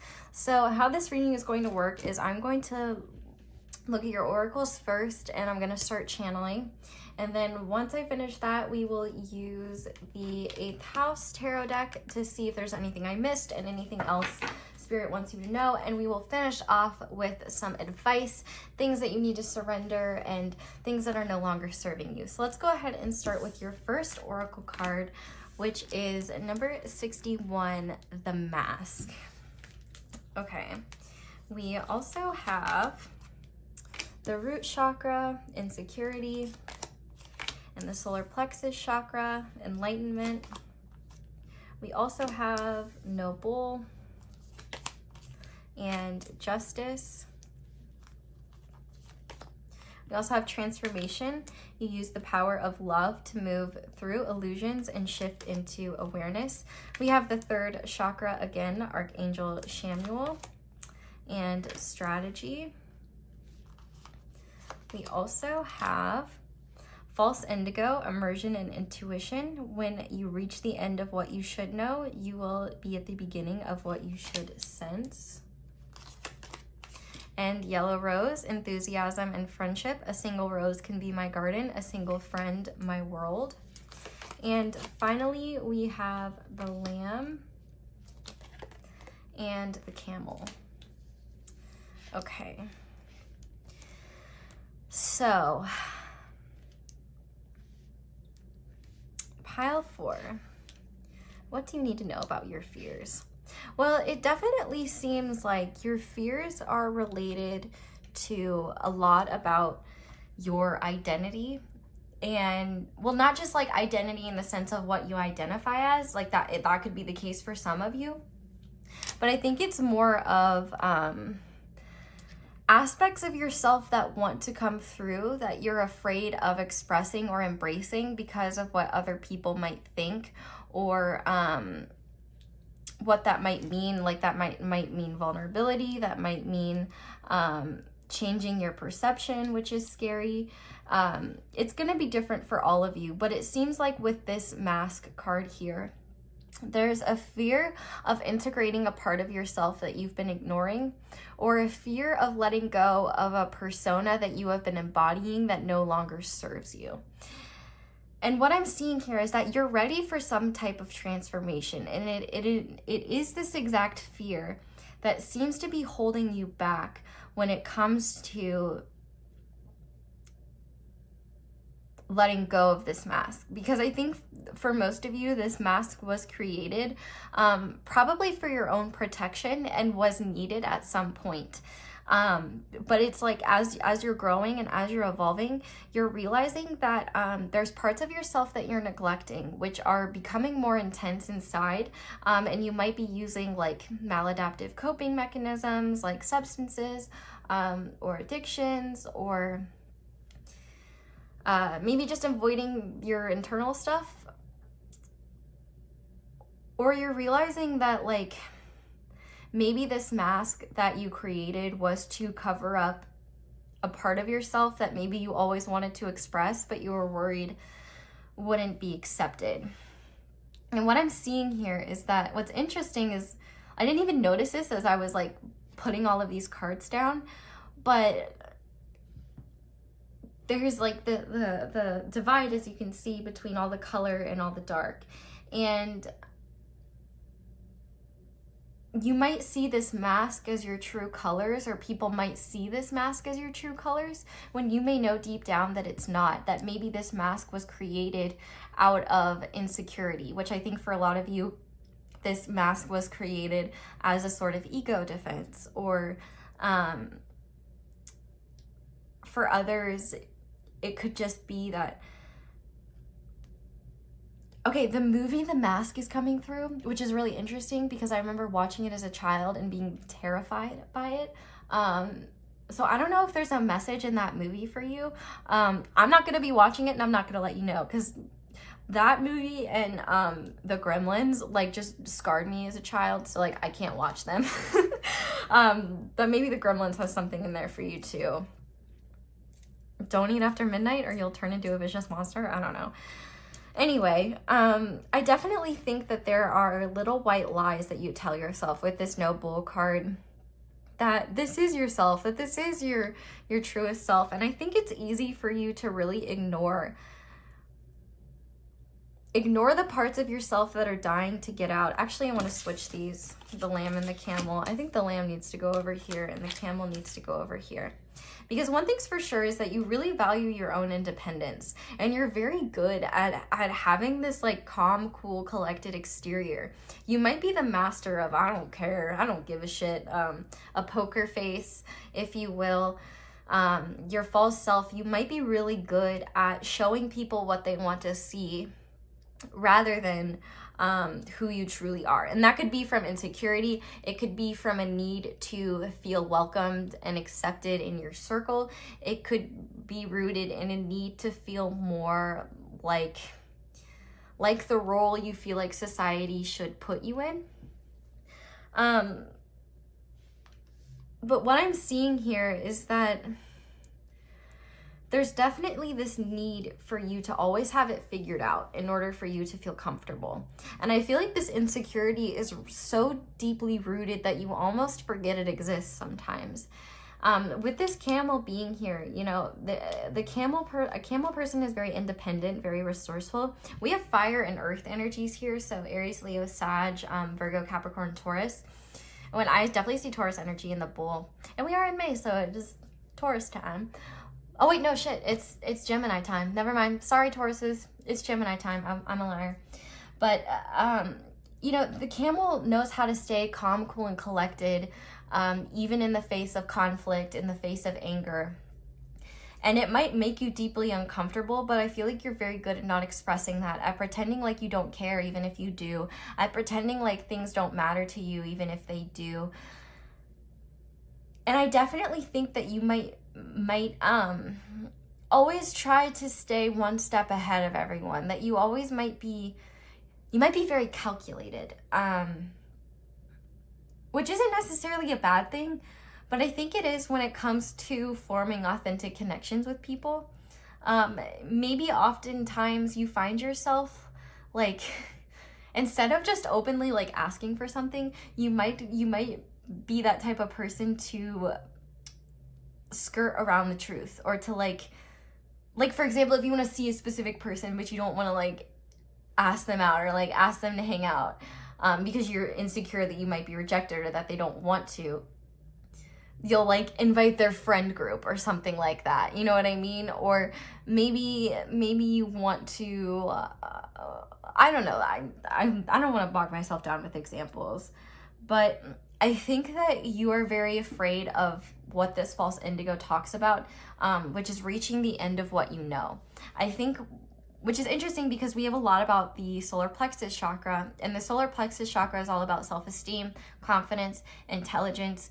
And I think that the biggest part of your mask is a false sense of confidence, is this sense like you don't care, that things don't bother you. And I think your biggest fears have to come with vulnerability.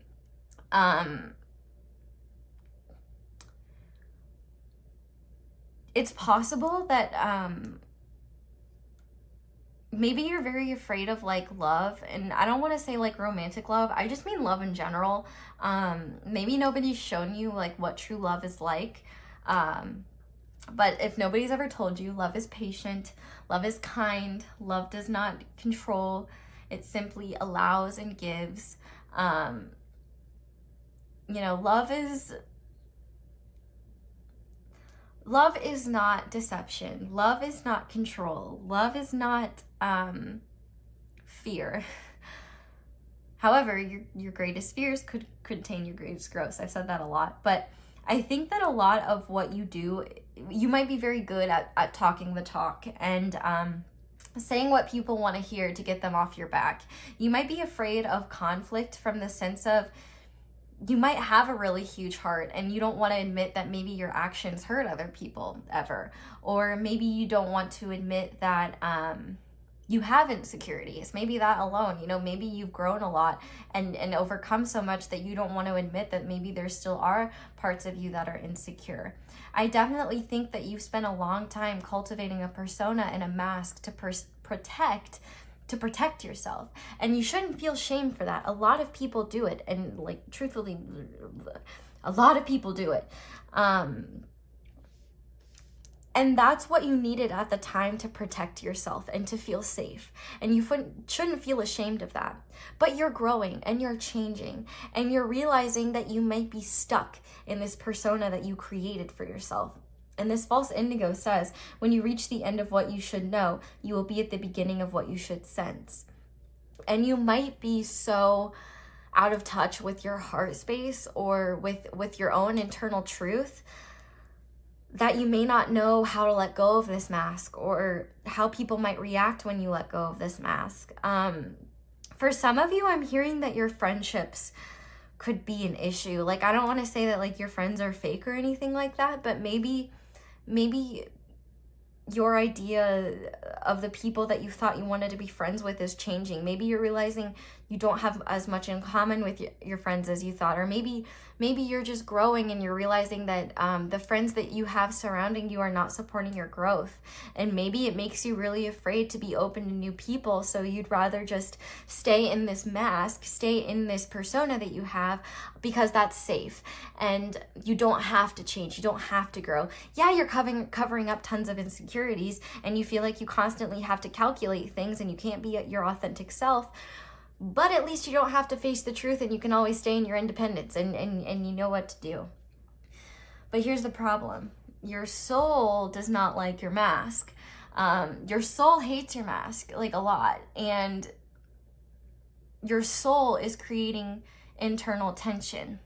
Your ego needs this mask. Your ego wants this mask. I don't even want to say your ego needs this mask, but your ego definitely created this mask. And let me be clear, your ego is not a bad thing. Your ego, we all have ego. It's there to protect ourselves. And we'll look at that later when we're looking at advice.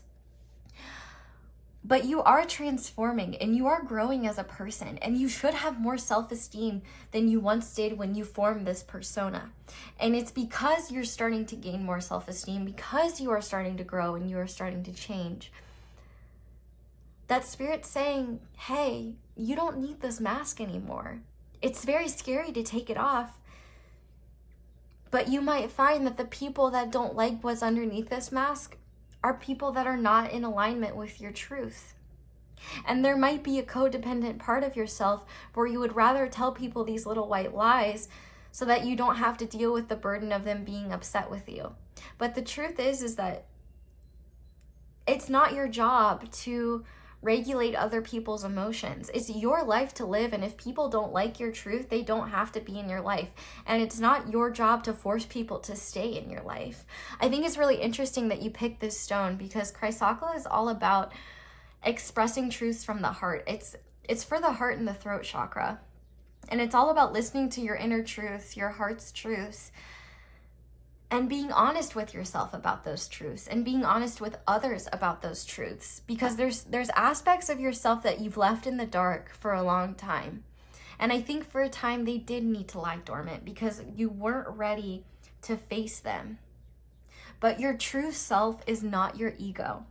And your ego, you have to understand that your ego is an important part of you because it's what helps protect you, and it's what helps regulate it regulates a lot of shit. I'm not good at wording it, but like when you created this mask, you were in a lot of pain, and you did what you did. Your body and your mind, yourself did what it could to protect you, and you should honor that. But I think you're realizing, because one, I think you're starting to gain more confidence. I hope you are. And you're realizing that this mask is not aligning with your truer self.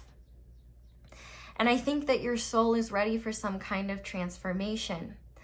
But you're very afraid of that. Because with this Justice card here, we do have Libra energy here. You might be afraid of how the people in your life react to that. Your friends, I for some reason want to say that in quotations. You might be so afraid of disappointing others, you're not even thinking about the disappointment you could bring yourself by not actualizing your truest self.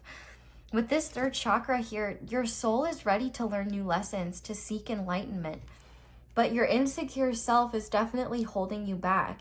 You might be telling yourself these lies of this mask is who I truly am. This is what I am, and that's just it. When that's not the case, you're constantly growing and transforming. And I think one of the things that you're so afraid of is addressing the feminine aspects of yourself. And it doesn't matter what you identify as, but I think that there's parts of you that are very afraid of your own vulnerability and of choosing the path that is truest to you, choosing the things that are truest to you, because it means letting go of other things. And it's easy to get comfortable in certain routines, in certain lifestyles, in certain situations. But it's clear that this mask or this persona that you've developed for yourself can no longer provide you any more growth.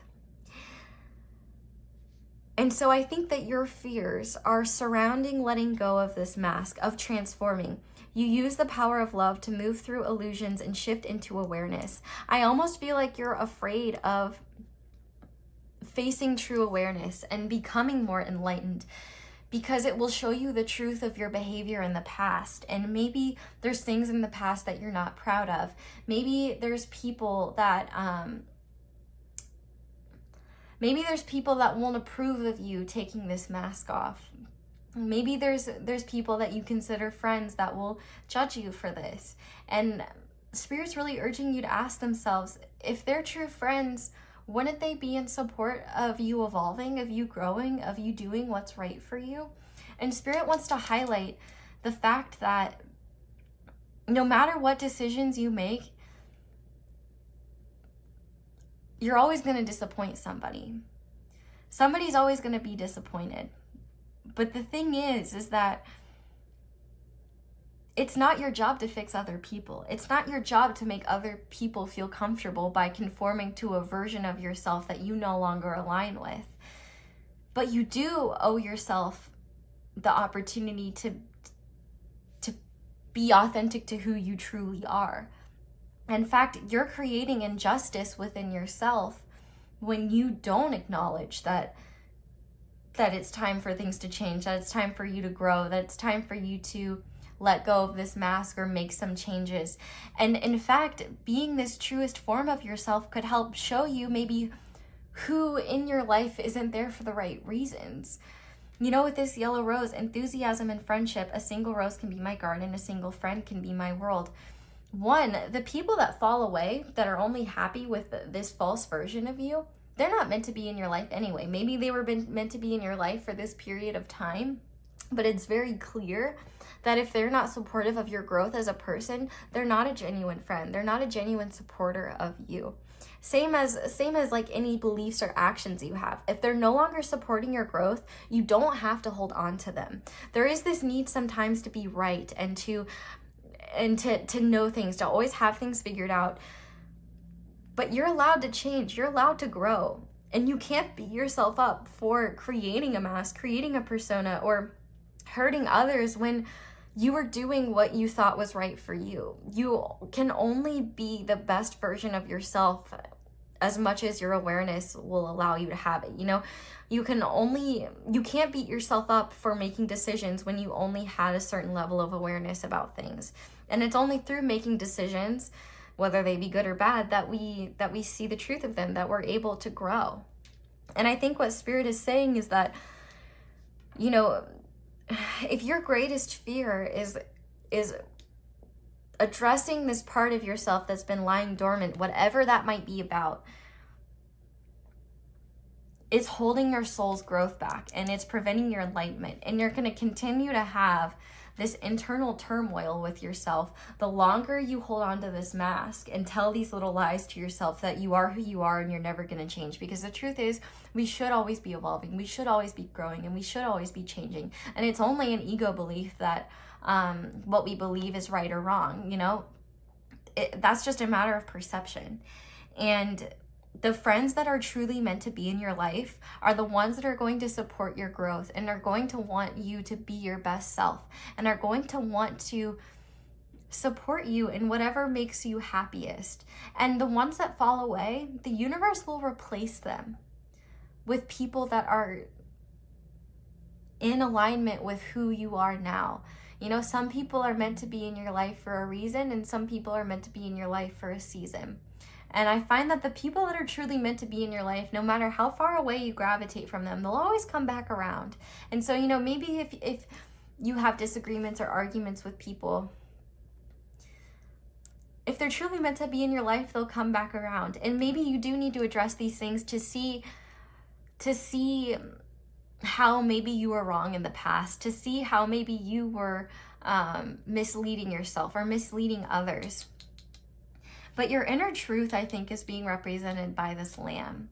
This lamb talks about gentle truths and the need to be gentle with yourself, to not beat yourself up for what you didn't know back then, and to trust that all your experiences have been leading you up to who you have always were meant to be. And also, the stronger your self-esteem is, the less you'll feel like you owe people anything. You know, when you place boundaries on people, when you express your truth to people, how they react is an expression of them and not you. And it's vital for your soul to grow in order to experience this enlightenment, in order to change. And so instead of beating yourself up for creating this issue, creating this mask, instead thank this mask for keeping you safe and honor that, but recognize that it's okay to release it, and that if this mask, if this persona that you've cultivated is no longer serving you, that it's okay to explore what might, and that through this darkness we'll find the light and get the enlightenment that your soul is craving. You might be ignoring these desires of your soul through substances, through fickle things that make you happy in the moment but just leave you drained. And maybe you've liked having these friends that don't truly know you, because if they fall away, then it doesn't really hurt. But Spirit's really asking you to open up to this vulnerable side of yourself, because genuine friendship could bring you more than you ever realized. And maybe there are people in your life that like for example, Spirit's wanting me to use the example of like maybe people that you had like romantic flings with, or people that you were into, that maybe it was just too intense and you were too insecure for that. Maybe you ran away from that. Maybe you couldn't address that. You know, Spirit's saying, hey, maybe you're ready to actually take it slow. Maybe you're ready to open up a friendship with somebody and just start as a friendship instead of putting pressure on yourself to be something that you're not. It doesn't have to be that specific example, and that will only resonate for some of you, but like, I think what Spirit is saying is that, one, maybe the people that you wrote off, the people that you scoffed at for being vulnerable, for being authentic, maybe they have truths for you that could benefit you.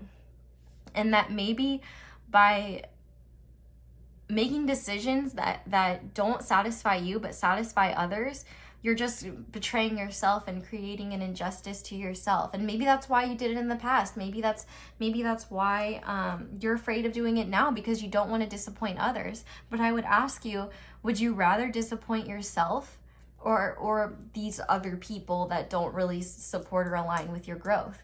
Because if you're honest and authentic with them and say, hey, you know, I'm exploring this, or I'm going to do this, or I'm making these changes, or I don't think I want to do this anymore. The people that truly love you for you and that want to be in your life, they will support this and they'll be like, hell yeah, pile 4, like do that. Be your best self. Because the only thing you're losing is the illusion that this is who you have to be. And instead, embrace and integrate the lessons that you've learned from this version of yourself and head towards the darkness, because that's going to be where you find this enlightenment. And there's so many truths within you that I think that you've just been ignoring with external distractions. And this truth has always been there, like this little lamb, like just waiting to like, bah, like you're ready to grow, bah. Like you're ready for this, like you're ready for change, and your soul knows that. And if you feel like you're not ready, that's okay. You can stay holding on to this mask as long as you want. But I've said this in every pile. Your greatest fears could contain your greatest growth. And I think that this is the direction your soul wants to go in. And I think that you should trust yourself, that you're strong enough to overcome any of these fears. And you just might be afraid of like what the actual truth might be for you, or what letting go of this mask might create for you. And for some, I feel like there's this fear of how will people view you if you are your true self. And I would say it's not a reflection of you, it's a reflection on them. So if they react positively, congratulations, that's a true friend in your life. And if they react negatively, if they're not accepting of you, well, maybe that's the evidence of somebody who wasn't meant to be in your life in the first place, or no longer serves your growth. You know, appreciate them for what they did, but don't force yourself to stay in something because you still need to. I feel like you are a lot more confident in yourself than you once were. And maybe this needs to be a gradual process. Maybe you keep that mask, but dedicate a day every week to focusing on your own enlightenment and figuring out who you are.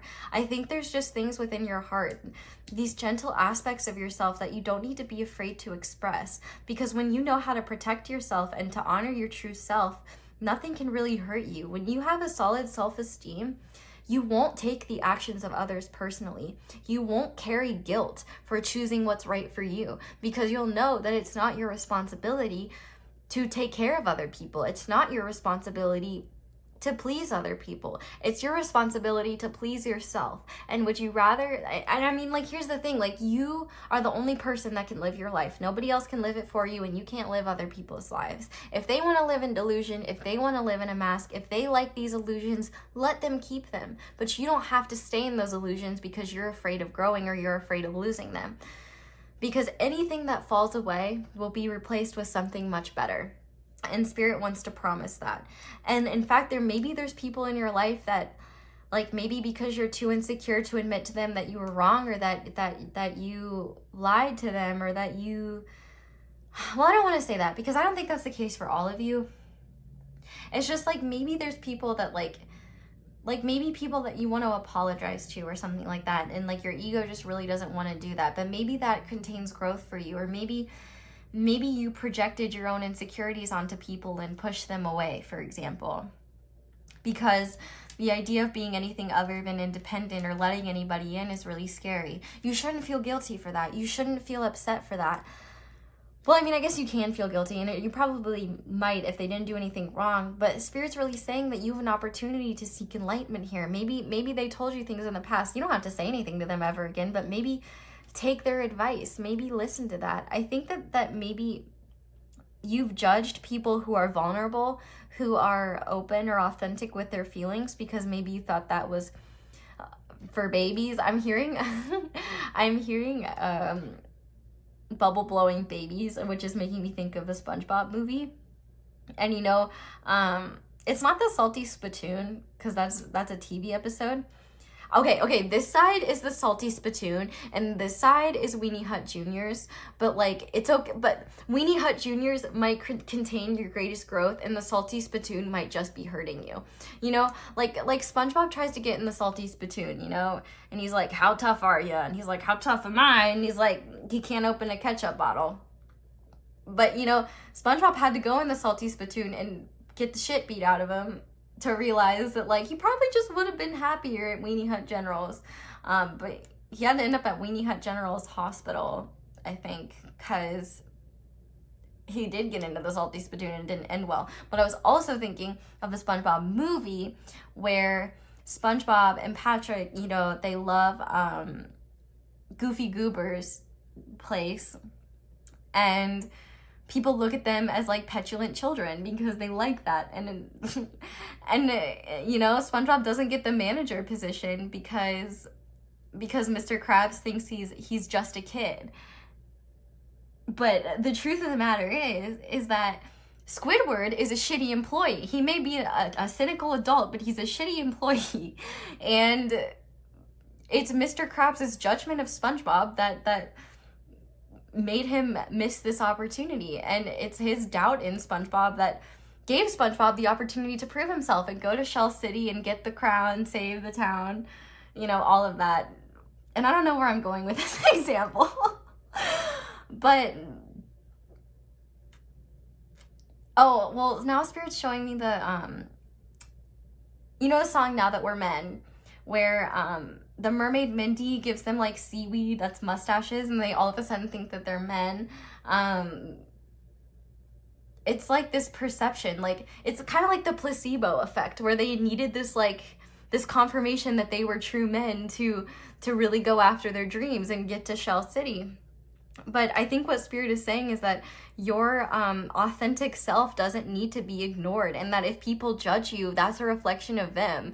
Like, Mr. Krabs, could have just made his life a lot easier if he had given that position to SpongeBob, but he was judging SpongeBob because he viewed SpongeBob as a kid. But, SpongeBob's probably the one that would have done a better job, probably could have avoided a lot of issues, but that's not SpongeBob's job, and SpongeBob had to go on a whole ass journey to figure that out, and it did transform him for the better. And at the end, he could finally admit with pride that he's a goofy goober, and it's okay to be a goofy goober. You don't have to pretend like you're anything else. You should be a goofy goober if that's your truth. I don't know why that had to be the example, or examples, but it's okay to be a weenie. It's okay to be a goober. If people judge you for that, that's on them. And I think it's tough to admit that I'm a weenie and a goober, and I'm proud of it. And man, you don't have to stick to any versions of yourself that are not true to you. And if you're confident in who you are, what other people think of you won't matter. So let go of that mask, because it's just not serving you anyway. But feel free to hang on to it so long as you need to in order to grow and evolve. But trust that this mask came from an insecurity, a feeling like you're not good enough. And the more you trust that you are good enough and stay authentic to your true self and what it wants, and trust that even if people are upset with what you do, and even if people are upset with how you approach situations or how you change, that's a reflection of them. And trust your internal guidance, because your internal guidance is quiet. And if you don't know how to trust your internal guidance, I'll tell you this: intuition whispers and anxiety screams. So if it's yelling at you, if it's making you feel panicky, if you feel like you can't trust it, that's your anxiety. But your intuition will be the calm after that. It's quiet, it whispers, it's like a lamb, it's gentle. Intuition is gentle. And that's why it's so easy to ignore it. And that's why it's so easy to pretend like it's not there. Because if you don't have any, because it's not as intense as that anxiety. It's not as intense as that fear. And so instead of looking at those fears as limitations, look at them as opportunities to grow. Because I think it's time, you're ready for a transformation. And it's time to let go of these illusions. And if you love yourself, you'll be able to shift into awareness and bring more happiness to yourself than you ever thought possible. So, okay, I'm done with that part. So I'm going to go ahead and shuffle your tarot cards. Make sure there's nothing that I missed.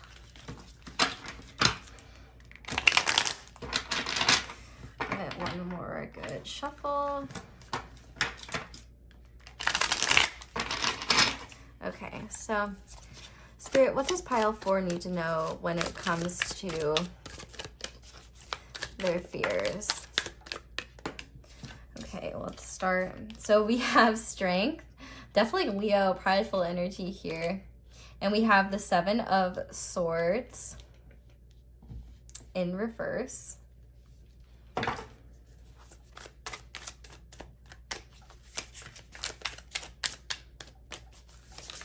What else does pile 4 need to know, Spirit? What else does pile 4 need to know? Okay, we'll take those. Let's see. Okay, so we have the 4 of Wands upright and Judgment in reverse. And on the back of the deck, we have the 7 of Cups in reverse. So I think that a lot of what I've been telling you is just confirmation of what you've already known.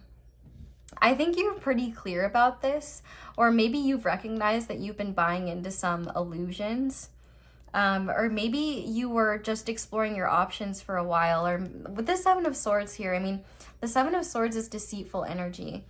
And I think the biggest person you've been deceiving in this whole process is yourself. And you may have hurt other people as well, but you may be realizing that you were focusing on the wrong types of things, and that your ego was attached to things that weren't necessarily there for your greatest growth. And I think that, one, pay attention to your dreams, because they might have answers for you, like whether that's people, whether that's places, experiences that you might want to explore.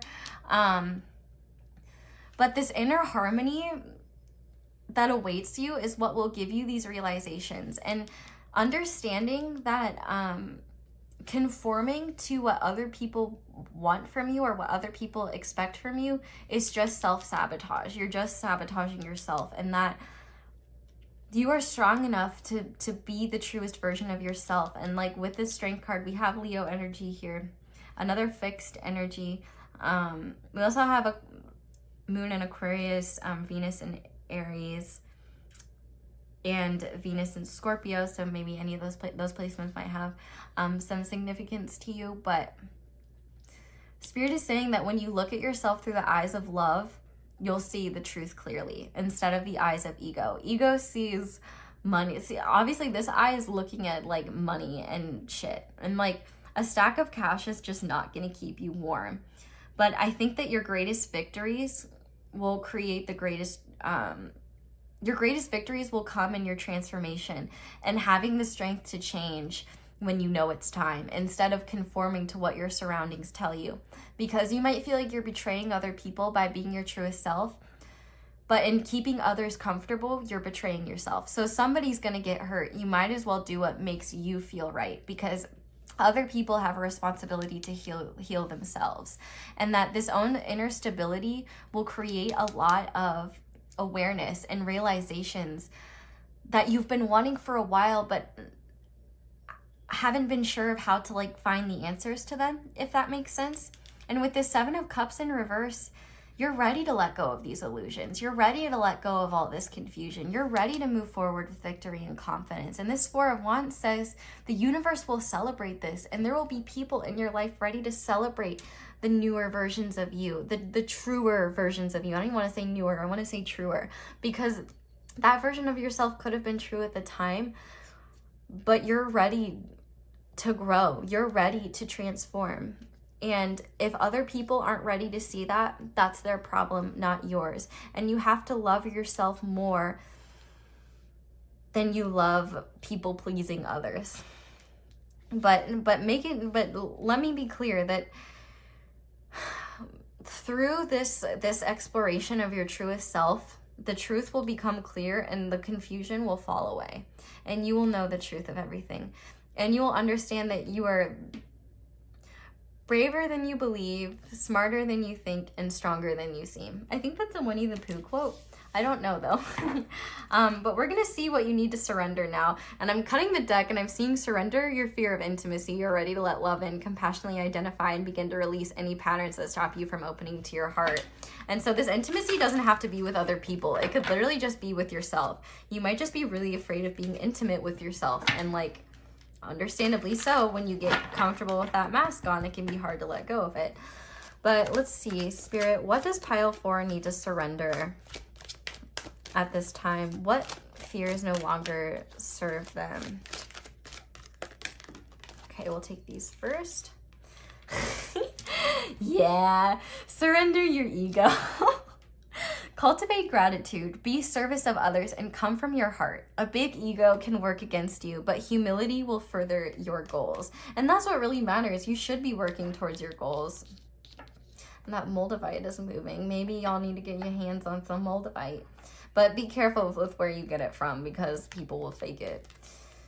Surrender the idea you can fix someone. It's time for a relationship to shift. It doesn't work to try to fix someone. Each person must be accountable for his or her own healing. And that is an excellent, excellent example of what I was saying. Because if you feel like you have to stay with somebody or stay being somebody because you feel like you're responsible for helping them or that you're responsible for fixing them, understand that that's not your responsibility. And that's actually an ego response. That, sacrificing your needs for somebody else is an ego response because you want that acceptance from them. You want to feel like you're doing something. And it also helps you avoid your own inner problems. And you have to understand, I just heard "Don't Save Her, She Don't Want to Be Saved." I think that's a song, but I don't know who it's from. So maybe that song is relevant. But also, surrendering this idea that you're responsible for fixing other people. The only person you're truly responsible for is yourself, and anything that tells you otherwise is lies your ego is telling you. Okay, a giant stack fell through, but I'm just going to take the top one. And it says, surrender negative thinking. You have control over your thoughts. When a negative thought surfaces, say thank you for sharing and quickly refocus on positive affirmations. And we also have, yes, surrender to the magic of who you are. We all have magic within us, even in the mundane aspects of life. Remember that you are a magical being with the uniqueness and worth that comes from just being you. And on the back of the deck, okay, I have to take both of these because they're both. Surrender to the beauty of the natural world. Take a relaxing break and spend time in nature. Replenish yourself by feeling the beauty and ecstasy there. So yeah, maybe meditating in nature could be really helpful for you, but the one underneath it was surrender to your soul's path. Your life's journey has been perfectly designed for your soul's growth. Embrace every lesson and every moment. And I feel like your soul really needed you to know that, because what I could tell was that this mask was covering up the parts of your soul that are ready to come out now. They maybe weren't ready before, or you weren't ready to recognize them, but you are now. So we're gonna finish off with this self-forgiveness deck that's all about loving your ego. So I think this one will be especially helpful for y'all. And we will just see what you need to forgive yourself for. So Spirit, what does pile 4 need to forgive themselves for?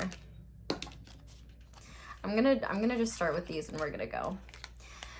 So I forgive myself for not making changes I know would better support me in the realization of my desires. I choose to believe that deeper comfort and fulfillment await me, and I may effortlessly receive them once once I surrender to the shift required to get there. Yes, that's all about, like, maybe you've been ready for this transformation for a while and you might be beating yourself up because you feel like you're not ready for it. But maybe you've just needed this realization that you're ready for it. Okay. So let's see the other ones we have. I forgive myself for avoiding the existence of that which is new and unknown. I choose to believe when I accept life's invitation to try something I have not yet experienced, I discover an even deeper connection with the miraculous complexity of my being. A lot of this already is about your comfort zone. We also have, I forgive myself for thinking others should also be excited about what I personally find to be interesting and worthwhile. I choose to believe that my preferences are a unique expression of who I am, and I may experience deeper fulfillment and clarity when I honor my desires independently. Yeah, so this is exactly like evidence of why it doesn't matter what other people think, because that's not their journey, that's not their purpose. But also, I forgive myself for shaming my inclination to fall into deep despair in the face of a challenge. I choose to believe that my most intense emotions contain crucial messages. When received, allow for the alignment with my truest desires. Yes, so instead of feeling bad for this mask you've created, instead thank it for what it did to protect you, but recognize that you don't need it anymore and that it's just holding back your growth. And on the back of the deck, we have, I forgive myself for avoiding people and situations that may make me uncomfortable. I choose to believe that each time I give myself permission to change my mind and commit to a new way of showing up in the world, I allow myself to be moved where the possibility of deeper comfort exists. Exactly. So that's what I was picking up on for some of you, where you might be like, oh yeah, like, you know, I push these people away, or like I push these people away and like I'm a bad person for it. You know, maybe those people will forgive you. Maybe you have to forgive yourself for avoiding them. And maybe there's truths in like why you avoided them, and maybe neither of you are bad people. It's just that you weren't in alignment, and maybe through this transformation you could be. Maybe you will put yourself in alignment with new people that will make you feel more in alignment. It's different for everybody, but a lot of this is about your comfort zone, and I think that this mask is what's keeping you in your comfort zone, and I think that your biggest fear is taking it off, and I think that will contain your greatest growth. So, pile 4, I'm going to leave this reading here. Thank you guys so much for watching all the way through, and thank you so much to everybody who has been watching my ads. That is the simplest and easiest way to support me, so I just want to say thank you for exchanging energy with me in that way. If you have YouTube Premium, don't worry about it. You support me just by watching me. But if you enjoyed this video, I would love it if you left a like. If this resonated with you, I would love it if you commented down below and let me know how. I love to read your comments. If you haven't already, I would love it if you subscribed and click that little notification bell to be notified anytime I upload a new reading. If you want to follow me along, if not, that's cool. I'm just grateful you're here. Thank you guys so much for letting me read your cards. I really hope that this reading resonated and that you enjoyed it. I hope you all have a wonderful day or night whenever it is that you're watching this, and I hope you'll come back and see me again soon. Bye.